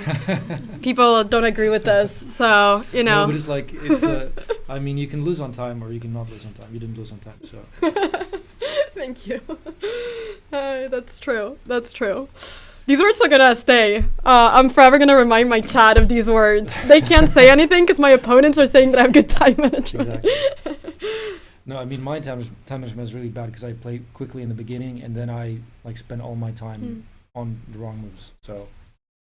Well, but I mean, it's good that you have the time to figure things out there. Yeah. Not enough. Needed more time. Yeah. Well, I'll be rooting for you the rest of the tournament. Thank you so much for the game and for coming and analyzing after. Thank you. Okay, thank you. Good luck. Bye. People, say bye to Victor. And thank you for analyzing as well. All right. So, yeah, that was really nice actually to be able to talk about the moves with the opponent. Nice. Some ideas and some thoughts, and look at this, it's very interesting. Mom, I cannot believe I played at night. I was actually, what I realized, I didn't want to say this obviously because he was here, but I just realized something. Until Bishop F3, I think I played almost all the good moves. I think I was looking, I think I literally, every single one of my moves were the best ones until bishop f3. Like, the accuracy up until this point must have been insane, because every time I saw a move, it was like one of the best. I was like, this is crazy. I didn't want to say anything, because, you know, that would be like talking too highly of myself in front of my opponent after winning. But like, this is crazy. Isn't this crazy? I'm so proud. Like, I didn't realize. I thought I was messing things up. I'm actually really happy. 99%. That is 99.1 for a really long time. Wow. That is crazy. Yeah. That is crazy. But yeah, but then, so I guess, then I guess my biggest mistake was just not, it was knight f5. But no, I don't think that was the biggest mistake. What was the biggest mistake? Maybe d5 was a bigger mistake. Because you play well. I don't think, here you play bishop e4 is so nice. It's so nice, because sometimes you need actually to defend h7. The bishop is best there. But can I just say, f takes g3? If takes, I just take. You just take, and then you go d5. Because now knight g4 is nothing. It's just hitting the wall. And now knight g4, I can just do anything, but it's not as strong. Yeah, okay, this makes sense. Yeah, you're right. d5 is a mistake. Yeah. It's just that I didn't realize knight g4 at this point. I thought, d5, the bishop is forced to move, and then I take. And then he's going to take, and I win. But then when I was in this position, I saw knight g4, and then I was like, oh, wow, I've messed up. So I realized that this happens to me sometimes. I don't know. But this is quite common, that you remember the pawns where they were, not where they have been pushed to. So, no, I don't think, I wouldn't say knight f5 is a mistake. I wouldn't say so. I was very happy. I saw a piece coming to f5. I was very worried it was the wrong one, but it was a good one. So I was not, and you took with the right rook on d8. It's very important, so he doesn't have to change your rook. Exactly, because I saw this position. When I took like this, I had seen the position with the knight on g3 and the knight on h2, and I wanted for him to not be able to go rook takes f8. Exactly, and this is exactly why you need to take with this rook. Yeah. It's very good. Also, you keep pressure on b3, but you're avoiding him to. I'll just show chat that I saw in that position, I saw this position, and then if my rooks were like this, like this, then he would have rook takes f8, and then he wouldn't be as strong, because this is so much stronger with the two rooks. So that was why I decided to take like this. So it turned out to be the way that I thought, but yeah, there was obviously knight g4 that was better before. But and you play, so it was. But you play rook to knight f5 was fine. Rook to d, rook f. Bishop e4. Wow, that was very important, and it's very important to keep h. If you take it to rook f7 and rook a7, the bishop never have. Yeah. Okay, well then the game was actually pretty good. Wow. Okay, I thought I was gonna come here and get so roasted for like messing up with bishop f3, because that's also a problem. Like in my brain, I kept going, Anna, why did you play bishop f3? Bishop f3 was such a bad move. Like, why did you not see knight h6? Like, Anna, now you've messed up. Like, you're probably gonna like, I started getting this really negative, I think, like, thought process, and I think that is really bad, because it made me just think, okay, like, now I've messed up. But actually, bishop f3 was the best move. So yeah, that's important. You shouldn't get into that bad thought process. But I got myself away from it. I was having an internal battle whilst he was thinking, and then I was like, okay, Anna, you know what? This is the position. We don't care what could have been. Now this is what the game is. And then I thought, there's been so many times where I've done this, where actually I ended up playing the best move. So I was like, maybe there's actually a possibility that bishop f3 was good and I didn't mess up. So I should think about it after the game and not during the game. And I think that was really important for me to get myself to that. So that was, yeah, that is important. That is important. So do that, chat. All right. We're on 3 out of 4, so I am really happy about that. Tomorrow we have the white pieces. I'm probably playing someone really strong tomorrow. I suppose I would play at 2100 tomorrow, but we will see. But I think I'll definitely play someone over 2000 with 3 out of 4. So yeah, gonna be a difficult game tomorrow. Tomorrow the game starts at 12 p.m. CT, 2 hours before today, because it's New Year's Eve and people want to celebrate New Year's Eve, so the games can't finish that late. So they're doing the games 2 hours earlier. So be here 2 hours earlier for round number 5. And then after that, the 1st of January, there is a break day, and it will continue the 2nd of January. So yeah, I'm really excited to play tomorrow again. We'll have the white pieces. I'm happy that the tournament is going pretty well so far. So just gotta stay focused and just gotta keep going. Also, on a whole different note, I'm about to go to Nim's New Year's show for a little bit. So you guys can catch me on Nim's stream in like a little bit. Because I'm going to be there for a little while. I've never been there, but yeah, I'm going to be going to Nim's New Year's stream thing. So yeah, you guys can catch me on that stream after this. Is he streaming right now, by the way? Oh, he is. Okay, I'm actually going to raid him. Because he is live right now. Also, sorry, where's my mouse? Guys, give me a second. But yeah, thank you so much everybody for your support. Thank you so much for watching the stream. And I will see you all tomorrow at 12 p.m. So, I'm going to send over a raid. To Nim, and you guys can catch me there in a little bit. Thank you so much everybody for watching. Thank you so much Mom for commentating. Thank you so much everybody for your support, and I'll see you tomorrow for round number 5. Bye-bye everybody. Take care. Bye-bye. Bye-bye. Bye-bye. Bye-bye. Thank you so much for watching. Bye-bye.